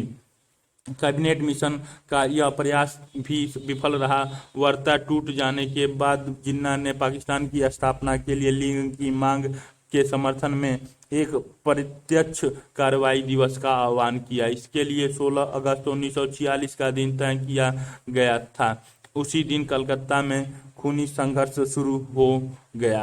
यह हिंसा कलकत्ता से शुरू होकर ग्रामीण बंगाल, बिहार और संयुक्त प्रांत व पंजाब तक फैल गई। कुछ स्थानों पर मुसलमानों को तो कुछ अन्य स्थानों पर हिंदुओं को निशाना बनाया गया। फरवरी 1947 में वावेल की जगह लॉर्ड माउंटबेटन को वायसराय नियुक्त किया गया। उन्होंने वार्ताओं के एक अंतिम दौर का आह्वान किया। जब सुलह के लिए उनका यह प्रयास भी विफल हो गया तो उन्होंने ऐलान कर दिया कि ब्रिटिश भारत को स्वतंत्रता दे दी जाएगी, लेकिन उसका विभाजन भी होगा। औपचारिक सत्ता हस्तांतरण के लिए 15 अगस्त का दिन नियत किया गया। उस दिन भारत के विभिन्न भागों में लोगों ने जमकर खुशियां मनाई। दिल्ली से जब संविधान सभा के अध्यक्ष ने मोहनदास करमचंद गांधी को राष्ट्रपिता की उपाधि देते हुए संविधान सभा की बैठक शुरू की तो बहुत देर तक करताल ध्वनि होती रही। असेंबली के बाहर भीड़ महात्मा गांधी की जय हो के नारे लगा रही थी। ये चित्र 13.13 दाईं ओर जवाहरलाल नेहरू तथा बाईं ओर सरदार वल्लभ भाई पटेल के साथ विचार विमर्श करते महात्मा गांधी। नेहरू और पटेल कांग्रेस के भीतर दो अलग राजनीतिक प्रवृत्तियां समाजवादी और रूढ़िवादी का प्रतिनिधित्व करते थे। महात्मा गांधी को अक्सर इन दोनों समूहों के बीच मध्यस्थता करनी पड़ती थी। आखिरी बहादुराना दिन 15 अगस्त 1947 को राजधानी में हो रहे उत्सवों में महात्मा गांधी नहीं थे। उस समय वे कलकत्ता में थे, लेकिन उन्होंने वहां भी न तो किसी कार्यक्रम में हिस्सा लिया, न ही कहीं झंडी फहराया। गांधी जी उस दिन 24 घंटे के उपवास पर थे। उन्होंने इतने दिन तक जिस स्वतंत्रता के लिए संघर्ष किया था, वह एक अल्पकालीन कीमत पर उन्हें मिली थी। उनका राष्ट्र विभाजित था, हिंदू मुसलमान एक दूसरे को गर्दन पर सवार थे। उनके जीवनी लेखक डीजी तेंदुलकर ने लिखा है कि सितंबर और अक्टूबर के दौरान गांधी जी पीड़ितों की सांत्वना देते हुए अस्पतालों और शरणार्थी शिविरों के चक्कर लगा रहे थे। उन्होंने सिख, हिंदुओं और मुसलमानों से आह्वान किया कि वे अतीत को भुलाकर अपनी पीड़ा पर ध्यान देने के बजाय एक दूसरे के प्रति भाईचारे का हाथ बटाने तथा शांति से रहने का संकल्प लें। गांधी जी और नेहरू के आग्रह पर कांग्रेस ने अल्पसंख्यकों के अधिकारों पर एक प्रस्ताव पारित किया। कांग्रेस ने दो राष्ट्र सिद्धांतों को कभी स्वीकार नहीं किया था। जब उसे अपनी इच्छा के विरुद्ध बंटवारे पर मंजूरी देनी पड़ी, तो भी उसका दृढ़ विश्वास था कि भारत बहुत सारे धर्मों और बहुत सारी नस्लों का देश है और उसे ऐसे ही बनाए रखा जाना चाहिए। पाकिस्तान में हालत जो रहे, भारत एक लोकतांत्रिक धर्मनिरपेक्ष राष्ट्र होगा जहां सभी नागरिकों को पूर्ण अधिकार प्राप्त होगा तथा धर्म के आधार पर भेदभाव के बिना सभी को राज्य की ओर से संरक्षण का अधिकार होगा। कांग्रेस ने आश्वासन दिया कि वह अल्पसंख्यकों के नागरिकों अधिकारों के किसी भी अतिक्रमण के विरुद्ध हर मुमकिन रक्षा करेगी। बहुत सारे विद्वान ने स्वतंत्रता के बाद के महीनों को गांधी जी के जीवन का श्रेष्ठतम क्षण कहा है। बंगाल में शांति स्थापना के लिए अभियान चलाने के बाद गांधी जी दिल्ली आ गए। यहाँ से वे दंगाग्रस्त पंजाब के जिलों में जाना चाहते थे, लेकिन राजधानी में ही शरणार्थियों की आपत्तियों के कारण उनकी सभाएं अस्त व्यस्त होने लगी। बहुत सारे शरणार्थियों को उनकी सभाओं में कुरानों की आयतों को पढ़ने की प्रथा पर आपत्ति थी। कई लोग इस बात पर नारे लगाने लगते थे कि गांधी जी उन हिंदुओं और सिखों की पीड़ा के बारे में बात क्यों नहीं करते जो अभी भी पाकिस्तान में फंसे हुए हैं। डीजी तेंदुलकर के शब्दों में, गांधी जी पाकिस्तान में भी अल्पसंख्यक समुदायों के कष्टों के बारे में समान रूप से चिंतित थे। उन्हें राहत प्रदान करने के लिए वे वहां भी जाना चाहते थे, लेकिन वहां वे ये चित्र 13.14 एक दंगाग्रस्त गांव में जाते हुए महात्मा गांधी 1947 में दिखाए गए हैं। किस मुंह से जा सकते थे, जबकि दिल्ली में ही वे मुसलमानों को पूरी तरह सुरक्षा का आश्वासन नहीं दे पा रहे थे। 20 जनवरी को गांधी जी पर हमला हुआ, लेकिन वे अविचलित अपना काम करते रहे। 26 तारीख को उन्होंने अपने प्रार्थना सभा में इस बात का जिक्र किया कि बीते सालों में इस दिन 26 जनवरी को किसी तरह स्वतंत्रता दिवस के रूप में मनाया जाता था। अब स्वतंत्रता मिल चुकी थी, लेकिन उसके शुरुआती महीने गहरे तौर पर मोह भंग वाले साबित हुए। फिर भी उनको विश्वास था कि बुरी घड़ी बीत चुकी है। भारत के लोग अब सभी वर्गों और धर्मों की समानता के लिए काम करेंगे तथा अल्पसंख्यकों समुदाय पर बाहुल्य समुदाय का वात्सल्य व श्रेष्ठता स्थापित नहीं होगी। भले ही अल्पसंख्यक समुदाय संख्या या प्रभाव की दृष्टि से कितना भी छोटा क्यों न हो, उन्होंने यह आशा भी जताई कि यद्यपि भौगोलिक और राजनीतिक रूप से भारत दो भागों में बढ़ चुका है, लेकिन हृदय में हम सभी सदैव मित्र और भाई रहेंगे। एक दूसरे को मदद व सम्मान दे रहेंगे और शेष विश्व के लिए हम एक ही रहेंगे। गांधी जी ने स्वतंत्रता और अखंडता भारत के लिए जीवन भर युद्ध लड़ा। फिर भी जब देश विभाजित हो गया तो उनकी यही इच्छा थी कि दोनों देश एक दूसरे के साथ सम्मान और दोस्ती के संबंध बनाए रखे। बहुत सारे भारतीयों को उनका यह सहृदय आचरण पसंद नहीं था। 30 जनवरी की शाम को गांधी जी के दैनिक प्रार्थना सभा में एक युवक ने उनको गोली मारकर मौत की नींद सुला दिया। उनके हत्यारे ने कुछ समय बाद आत्मसमर्पण कर दिया। यह वह नाथूराम गोडसे नाम से ब्राह्मण था। पुणे का रहने वाला गोडसे एक चरमपंथी हिंदुत्ववादी अखबार का संपादक था। वह गांधी जी के मुसलमानों की खुशमंदी कहकर उनकी निंदा करता था। गांधी जी की मृत्यु से चारों ओर गहरे शोक की लहर दौड़ गई। भारत भर के राजनीतिक फलक पर उन्हें भावभीनी श्रद्धांजलि दी गई। जॉर्ज ऑरवेल तथा अल्बर्ट आइंस्टीन जैसे विख्यात गैर भारतीयों ने भी उनकी मृत्यु पर हृदय स्पर्शी शब्दों में शोक संदेश भेजे।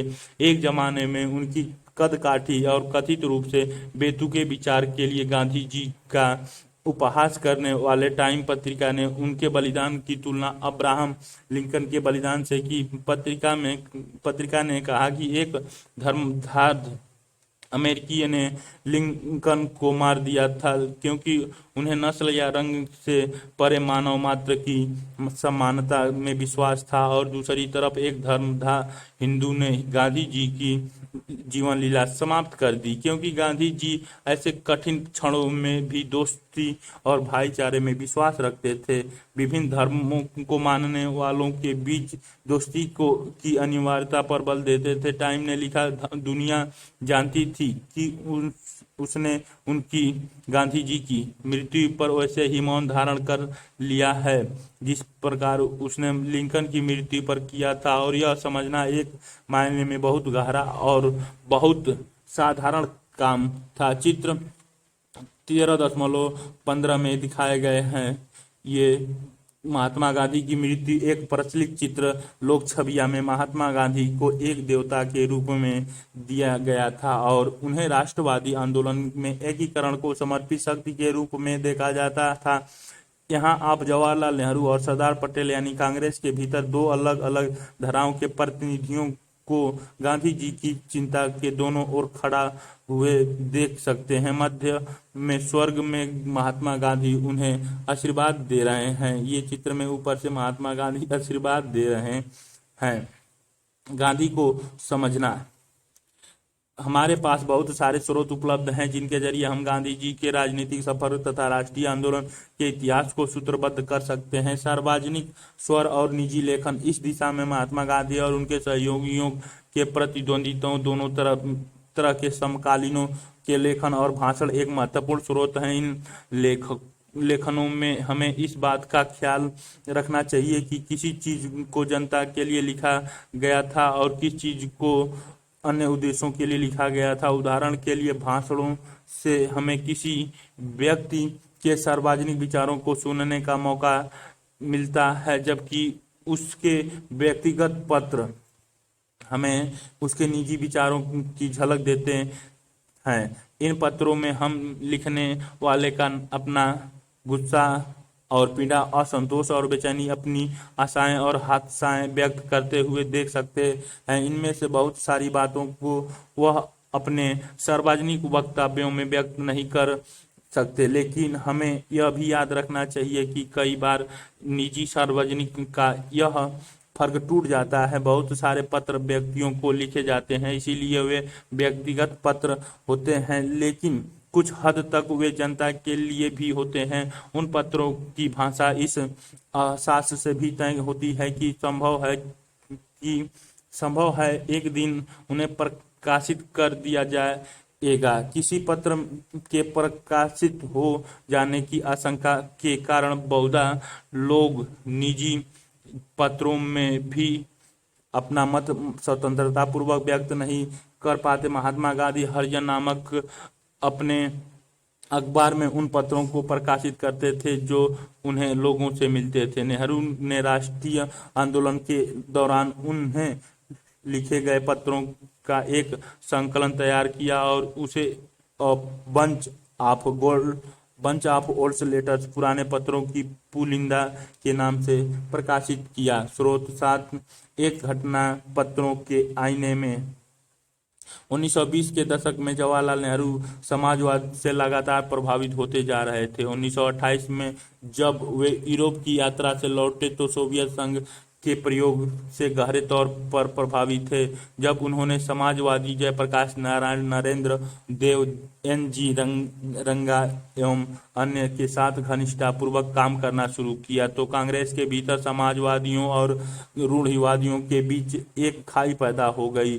1936 में कांग्रेस का अध्यक्ष बनने के बाद नेहरू ने फांसीवाद के खिलाफ जमकर बयान दिए और मजदूरों व किसानों की मांग का समर्थन किया। नेहरू के समाजवादी वक्तव्यों से चिंतित रूढ़िवादियों ने राजेंद्र प्रसाद और सरदार पटेल के नेतृत्व में कांग्रेस वर्किंग कमेटी से इस्तीफा की धमकी दे डाली। दूसरी ओर बंबई के कुछ प्रसिद्ध उद्योगपतियों ने नेहरू की आलोचना करते हुए बयान जारी कर दिया। इसके बाद प्रसाद और नेहरू दोनों महात्मा गांधी के पास गए और वर्धा स्थित उनके आश्रम में उनसे मिले। गांधी जी ने एक बार फिर मध्यस्थता की भूमिका अदा करते हुए नेहरू के रेडिकल तेवरों पर अंकुश लगाने तथा प्रसाद एवं अन्य नेताओं को नेहरू के नेतृत्व की अहमियत पर ध्यान देने के लिए प्रेरित किया। A bunch of old letters में नेहरू ने उस समय के बहुत सारे पत्रों को प्रकाशित किया है। इन पत्रों के अंशों को आगे पढ़िए। ये स्रोत 7 एक बंच ऑफ लेटर्स से जारी। मेरे प्रिय जवाहरलाल जी, वर्धा 1 जुलाई 1936। कल आपसे विदा लेने के बाद हमने महात्मा जी के साथ लंबी बातचीत और आपस में देर तक चर्चा की। हम समझते हैं कि आपको हमारी ओर से अपनाए गए मार्ग पर काफी दुख है और हमारे पत्र के भावों से आप विशेष आहत हुए हैं। आपको शर्मिंदा करने या आपको चोट पहुंचाना कभी भी हमारा इरादा नहीं था, और अगर आपको ऐसा लगता है कि इससे आपको ठेस पहुंचती है तो हम बिना किसी हिचक के अपना पत्र वापस लेते हैं या उसमें संशोधन कर लेते हैं। परंतु हमने समग्र स्थिति पर पुनर्विचार करने के बाद यह पत्र तथा आपने इस्तीफे वापस लेने का फैसला कर लिया है। हमें लगता है कि प्रेस में छपे आपके सारे बयान में आप कांग्रेस के सामान्य कार्यक्रम पर उतना नहीं बोल रहे हैं जितना कि एक ऐसे विषय पर बोल रहे हैं जिसे कांग्रेस ने स्वीकृति नहीं दी है, और ऐसा करते हुए आप वर्किंग कमेटी में हमारे मुट्ठी भर सहयोगियों और कांग्रेस के अल्पसंख्यक वर्गों के प्रवक्ता की तरह बोल रहे हैं, न कि बहुल्य वर्ग के प्रतिनिधि के रूप में जिसकी कांग्रेस अध्यक्ष के नाते हमें आपसे अपेक्षा थी। हमारे विरुद्ध लगातार एक अभियान चलाया जा रहा है जिससे हमें ऐसे व्यक्तियों के रूप में प्रस्तुत किया गया है जिनका समय बीत चुका है, जो पुराने पढ़ चुके हैं और वर्तमान में अप्रासंगिक हो चुके विचारों का प्रतिनिधित्व करते हैं। हमें ऐसे लोगों के रूप में प्रस्तुत किया जा रहा है जो देश के प्रगति में बाधक हैं और जिन्हें उन पदों से हटाया दिया जाना चाहिए जो उन्होंने अनाधिकार प्राप्त कर लिया है। हमने महसूस किया है कि अन्य लोगों ने हमारे साथ भारी अन्याय किया है और कर रहे हैं, तथा हमें आपस व संरक्षण नहीं मिल रहा है जो एक सहकर्मी और हमारा अध्यक्ष होने के नाते आपसे मिलना चाहिए। आपका राजेंद्र प्रसाद। मेरे प्रिय बापू। इलाहाबाद 5 जुलाई 1936। मैं कल रात ही यहाँ पहुँचा हूँ। जब मैं वर्धा से आया हूँ शारीरिक दुर्बलता और मानसिक अशांति से घिरा हूँ। यूरोप से लौटने के बाद से मैंने पाया कि वर्किंग कमेटी की बैठक में मैं बुरी तरह थक जाता हूँ। मेरी ऊर्जा क्षीण पड़ जाती है और हर नए अनुभव के बाद मैं और ज़्यादा बूढ़ा महसूस करने लगता हूँ।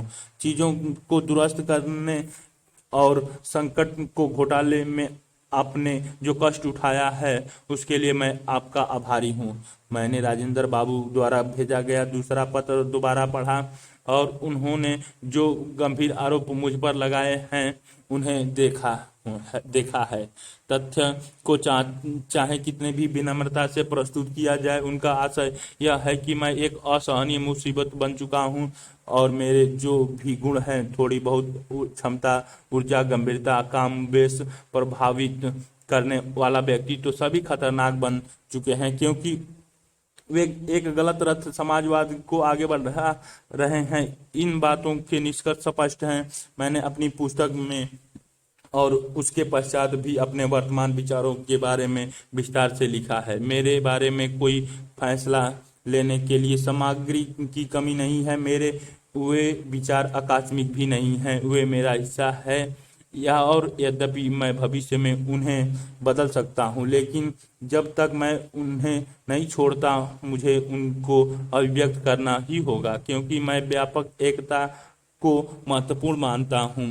इसीलिए मैंने कोमलतम शब्दों में उन्हें व्यक्त किया है और निश्चित निष्कर्ष की बजाय विचार विमर्श के लिए प्रस्ताव के रूप में ही ज़्यादा प्रस्तुत किया है। मुझे इस पद्धति में और कांग्रेस जो कुछ भी कर रही है उसके बीच कोई टकराव दिखाई नहीं देता। जहां तक चुनाव का संबंध है, मेरा मानना है कि मेरे रवैये इस दिशा में निश्चय ही एक लाभकारी साधन था, क्योंकि उससे जनता में उत्साह का संचार हुआ है। परंतु मेरे कोमल और अस्पष्ट रवैयों को मेरे सहयोगी खतरनाक और क्षतिकारक मानते हैं। मुझे यहाँ तक कहा गया है कि भारत में गरीबी और बेरोजगारी पर इस तरह बार बार जोर देना बेवकूफ़ी थी, क्या या कम से कम यह गलत तो था ही। आपने मुझे बताया था कि आप कोई वक्तव्य जारी करना चाहते हैं। मैं आपके वक्तव्य का स्वागत करूंगा, क्योंकि मैं मानता हूं कि हर दृष्टिकोण देश के सामने प्रस्तुत किया जाना चाहिए। प्रेम पूर्वक आपका, जवाहरलाल। स्रोत 7 जारी दोबारा। प्रिय जवाहरलाल से गांव, 15 जुलाई 1936। तुम्हारा पत्र मेरा हृदय छू गया। तुम सबसे ज्यादा ठेस महसूस हुई। तथ्य यह है कि तुम्हारे साथियों के पास तुम्हारे जैसा साहस और बेबाकी नहीं है। इसके परिणाम विनाशकारी हो रहे हैं। मैंने उन्हें हमेशा समझाया कि वे तुमसे उन्मुक्त और निर्भय होकर बातें करें, परंतु क्योंकि उनके पास साहस नहीं है, इसीलिए वे जब भी बोलते हैं उटपटांग ही बोलते हैं और उससे तुम चिढ़ जाते हो। मैं तुम्हें बताता हूँ कि तुम इसलिए डर रहे हो है क्योंकि तुम उनसे चिढ़ जाते हो और उनके सामने धैर्य खो देते हो। वे तुम्हारी फटकार और साहबी अंदाज से आहत है, और सबसे बढ़कर वे तुम्हारे भीतर जो अचूकता और श्रेष्ठता ज्ञान का भाव दिखाई देता है उससे परेशान है। उन्हें लगता है कि तुमने उनके साथ न्यूनतम सौम्यता का व्यवहार भी नहीं किया है और कभी भी समाजवादियों के व्यंग बाणों या गलत निरूपण से उनका बचाव नहीं किया है। मुझे यह पूरा प्रसंग एक तरह सदप्रहसन जैसा दिखाई दे रहा है, इसीलिए मैं चाहता हूं कि तुम भी इस पूरे मसले को हल्का होकर देखो। इस कांटे के ताज कांग्रेस की अध्यक्षता के लिए तुम्हारा नाम मैंने ही प्रस्तावित किया था। भले ही सिर छल जाए, इसे उतारना मत। कमेटी की बैठक में अपना हास्य विनोद दोबारा दिखाओ। यह तुम्हारे लिए सबसे सामान्य भूमिका है। चिंतित चिड़े व्यक्ति का स्वभाव तुम पर नहीं जचता। मैं चाहता हूं कि तुम मुझे तार के माध्यम से बताओ कि यह पत्र पढ़ते हो तुम्हें वैसी ही खुशी मिलती है जैसे लाहौर में नए साल के मौके पर तुम खुश हुए थे जब कहते हो कि तुम तिरंगे के चारों ओर झूम झूम कर नाचते थे। अपने कंठ को थोड़ा आराम दो मेरे प्यारे बापू। इन पत्रों से इस बारे में क्या पता चलता है कि समय के साथ कांग्रेस के आदर्श किस तरह विकसित हो रहे थे। राष्ट्रीय आंदोलन में महात्मा गांधी की भूमिका के बारे में इन पत्रों से क्या पता चलता है? क्या ऐसे पत्रों से कांग्रेस के अंतरिम कार्य प्रणाली तथा राष्ट्रीय आंदोलन के बारे में कोई विशेष दृष्टि प्राप्त होती है? छवि गढ़ना।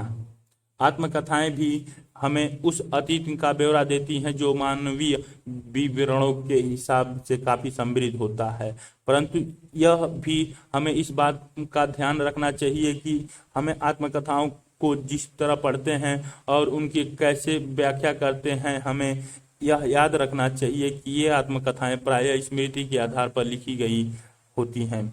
इनमें उनसे हमें पता चलता है कि लिखने वाले को क्या याद रहा, उसे कौन सी चीजें महत्वपूर्ण दिखाई दी, या वह क्या याद रखना चाहता था, या वह औरों की नज़र से अपनी जिंदगी को किस तरह दर्शाना चाहता है। आत्मकथा लिखना अपना तस्वीर गढ़ने का एक तरीका है।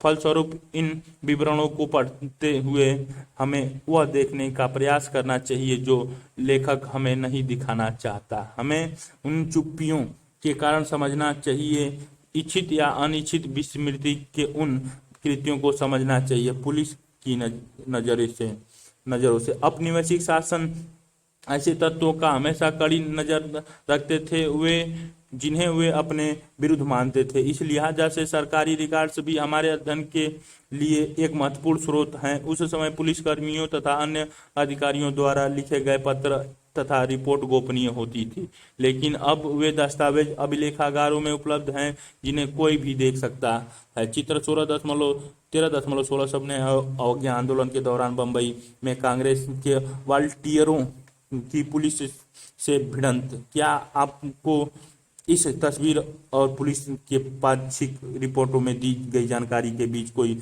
अंत विरोधी दिखाई देता है?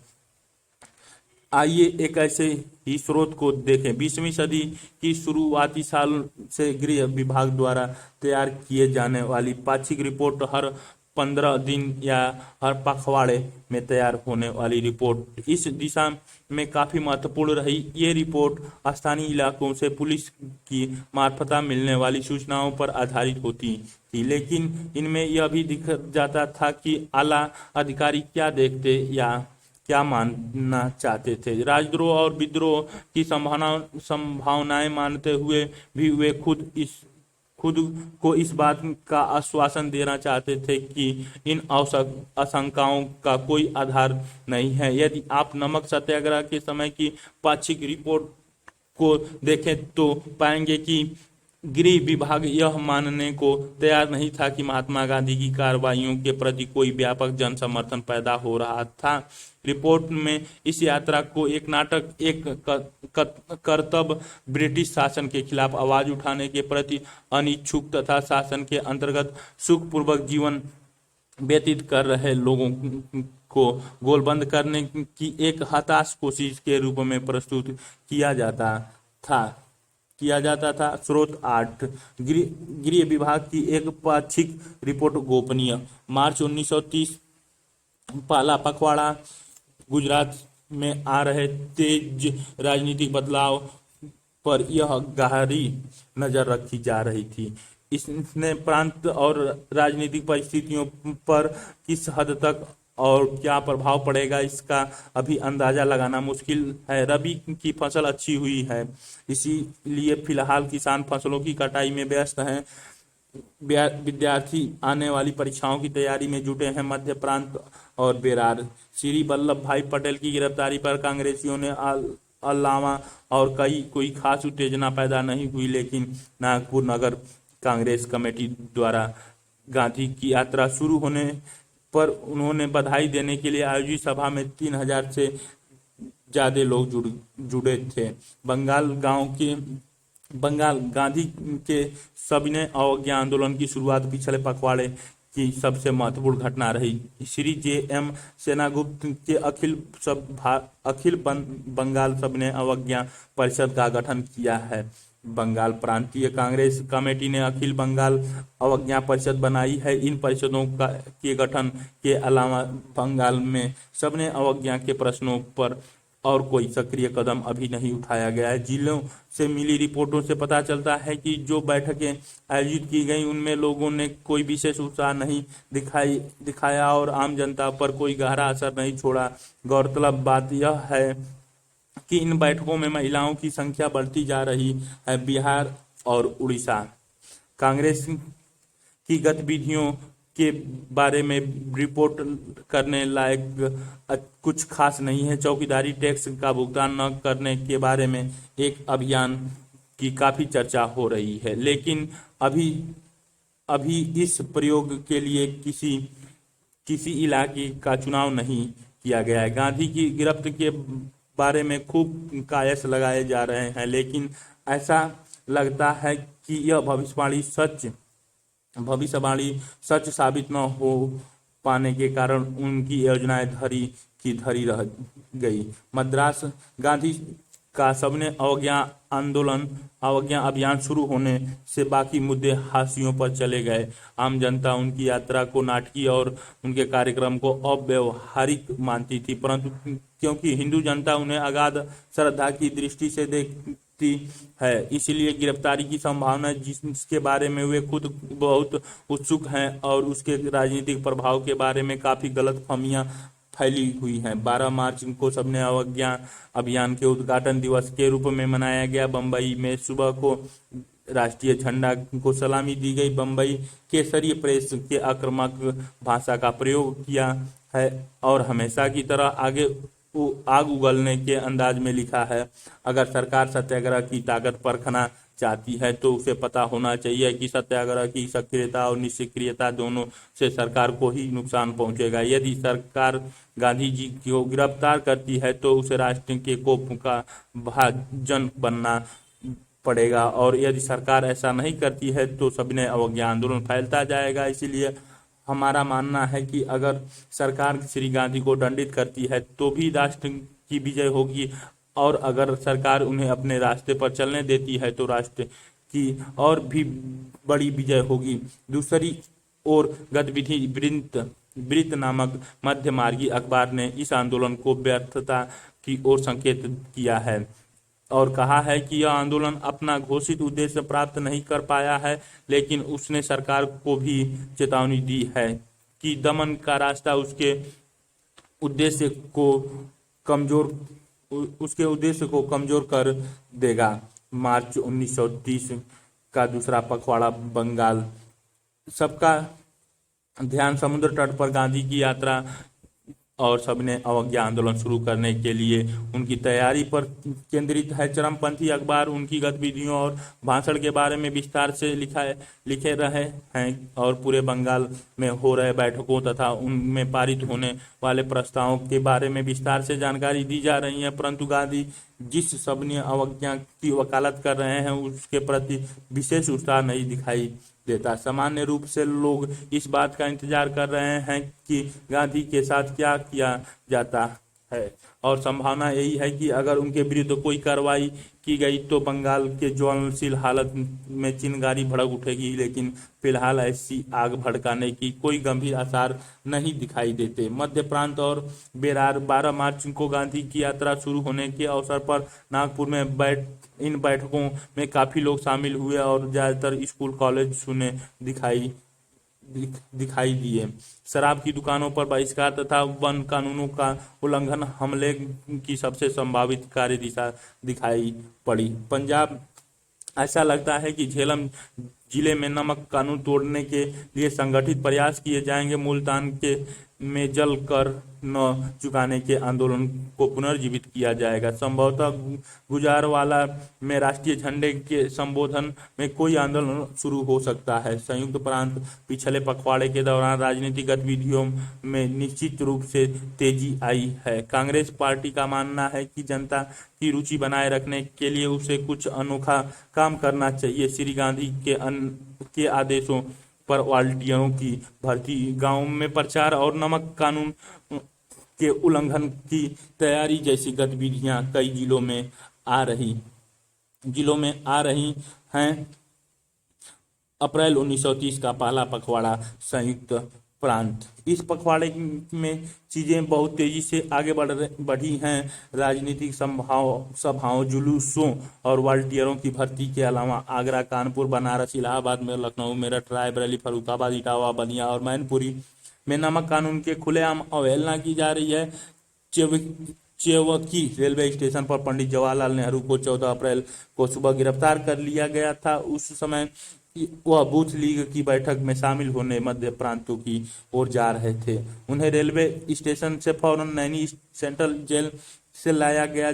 वहां उन पर मुकदमा चला और उन्हें 6 माह के साधारण कारावास की सजा दी गई। बिहार और उड़ीसा। कुछ स्थानों पर गैर कानूनी नमक का उत्पादन के अनोखों मगर छोटे प्रयास हो रहे हैं। मध्य प्रांत। जबलपुर में सेठ गोविंद दास ने रासायनिक नमक बनाने का प्रयास किया, जिसका लागत सामान्य नमक के बाजार के भावों से कई गुना ज्यादा रहा।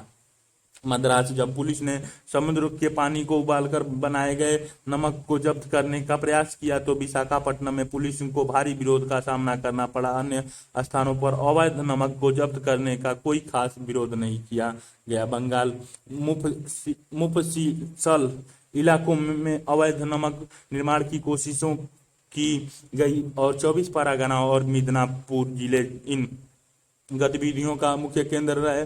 वास्तव में बहुत से कम नमक बनाया गया और उससे भी ज्यादातर जब्त कर लिए गए। उसको बनाने के लिए किए गए बर्तनों को नष्ट कर दिया गया। पाक्षिक रिपोर्ट को ध्यान से पढ़िए। याद रखिए कि औपनिवेशिक गृह विभाग की गोपनीयता रिपोर्टों के अंश इन रिपोर्टों में हमेशा केवल पुलिस की ओर से भेजी गई जानकारी को ही नहीं लिखा जाता था। स्रोत की पृष्ठभूमि से यह बात किस हद तक प्रभावित होती है कि रिपोर्टों में क्या कहा जा रहा है। उपरोक्त अंश से उदाहरण लेते हुए अपने तर्क को स्पष्ट कीजिए। क्या आपको लगता है कि गृह विभाग महात्मा गांधी की संभावित गिरफ्तारी के बारे में लोगों को सोच को अपनी रिपोर्ट से सही ढंग से दर्ज नहीं कर रहा था? यदि आपका उत्तर हाँ है तो उसके समर्थन में कारण बताइए। 5 अप्रैल 1930 को दांडी में अपने भाषण में गांधी जी ने गिरफ्तारियों के सवाल पर जो कहा था उसे दोबारा पढ़िए। महात्मा गांधी को क्यों गिरफ्तार नहीं किया गया? गृह विभाग लगातार यह क्यों कहता कि दांडी यात्रा के प्रति लोगों में कोई उत्साह नहीं है? अखबार से अंग्रेज तथा विभिन्न भारतीय भाषाओं में छपने वाले समकालीन अखबार भी एक महत्वपूर्ण स्रोत हैं जो महात्मा गांधी की गतिविधियों पर नजर रखते थे और उनके बारे में खबरें छापते थे। ये अखबार इस बात का भी संकेत देते हैं कि आम भारतीय उनके बारे में क्या सोचते थे, लेकिन अखबारी ब्यौरों को पूर्वाग्रह से मुक्त नहीं माना जाना चाहिए। ये अखबार प्रकाशित करने वाले ऐसे लोग थे जिनकी अपनी राजनीतिक सोच और विश्व दृष्टिकोण थी। उनके विचार से ही यह तय होता था कि क्या प्रकाशित किया जाएगा और घटनाओं की रिपोर्ट किस तरह की जाएगी। इसीलिए लंदन से निकलने वाले अखबार के विवरण भारतीय राष्ट्रवादी अखबार में छपने वाली रिपोर्टों जैसे नहीं हो सकते थे। हमें इन रिपोर्टों को देखना तो चाहिए, लेकिन इनके आधार पर नतीजे निकालने हुए खास अहितियात भी बरतनी चाहिए। इन अखबारों को हर वक्तव्य को यथार्थ घटनाक्रम का शब्द सच ब्यौरा नहीं माना जा सकता। अक्सर उनमें ऐसे अफसरों की आशंकाओं और बेचैनियों की झलक भी मिलती है जो किसी आंदोलन को नियंत्रित नहीं कर पा रहे थे और इसके प्रसार के बारे में बेचैन थे। उन्हें समझ में नहीं आता था कि महात्मा गांधी को गिरफ्तार करना चाहिए या अथवा गिरफ्तारी का क्या परिणाम होगा। औपनिवेशिक सरकार जनता और उसकी गतिविधियों पर जितना नजर रखती थी, अपने शासन के आधार के बारे में उनकी चिंता उतनी ही बढ़ती जाती थी। चित्र 13.7 ये चित्र है। महात्मा गांधी का फोटो बीच में लगा हुआ है। इस तरह के चित्रों से यह प्रदर्शित होता है कि महात्मा गांधी के बारे में लोगों की समझ क्या थी और लोकप्रिय छापों में उन्हें कैसे व्यक्त किया जाता था। राष्ट्रवाद के वृक्ष में महात्मा गांधी केंद्र में छाए हुए रूप में दिख रहे हैं तथा उनके चारों ओर अन्य नेताओं को मिनीशियों की चित्र हैं। काल रेखा 1915 में महात्मा गांधी दक्षिण अफ्रीका से लौटे और 1917 में चंपारण आंदोलन, 1918 में खेड़ा गुजरात में किसान आंदोलन तथा अहमदाबाद में मजदूर आंदोलन, 1919 में रॉलेट सत्याग्रह मार्च अप्रैल में किया, 1919 में जलियांवाला हत्याकांड अप्रैल में, 1921 में असहयोग आंदोलन और खिलाफत आंदोलन हुआ, 1928 में बारदोली में किसान आंदोलन हुआ, 1929 लाहौर अधिवेशन दिसंबर में पूर्ण स्वराज को कांग्रेस का लक्ष्य घोषित किया जाता है, 1930 सबने अवज्ञा आंदोलन शुरू, दांडी यात्रा मार्च अप्रैल में, 1921 में गांधी इराविन समझौता मार्च, दूसरा गोलमेज सम्मेलन दिसंबर में, 1935 में गवर्नमेंट ऑफ इंडिया एक्ट में सीमित प्रतिनिधियों द्वारा सरकार के गठन की आश्वासन। 1939 में कांग्रेस मंत्रिमंडल का त्यागपत्र। 1942 में भारत छोड़ो आंदोलन शुरू। अगस्त 1946 में महात्मा गांधी सांप्रदायिक हिंसा को रोकने के लिए नवाखली तथा अन्य हिंसाग्रस्त इलाकों का दौरा करते हैं। अधिक जानकारी के लिए यदि आप चाहते हैं तो Shekhar Bandopadhyay 2004, from Plassey the partnership the history of modern India Oriental Longman नई दिल्ली, और सर्वपल्ली गोपाल 1975 में जवाहरलाल नेहरू की बायोग्राफी खंड फर्स्ट 1880-94 ऑक्सफोर्ड यूनिवर्सिटी प्रेस नई दिल्ली, और डेविड हार्डिमांस 2003 में Gandhi in his times and honours permanent black नई दिल्ली, ज्ञानेंद्र पांडे 1978 में the accident of the Congress in Uttar Pradesh 1926 से 34 में Oxford University Press Delhi, Sumit Sarkar 1938 में मॉडर्न इंडिया 1985, 1947 में मिलन नई Delhi. Collected works of Mahatma Gandhi के लिए आप निम्नलिखित वेबसाइट देख सकते हैं: http गांधी सर्व ऑर्गेनाइजेशन CWMG HTML।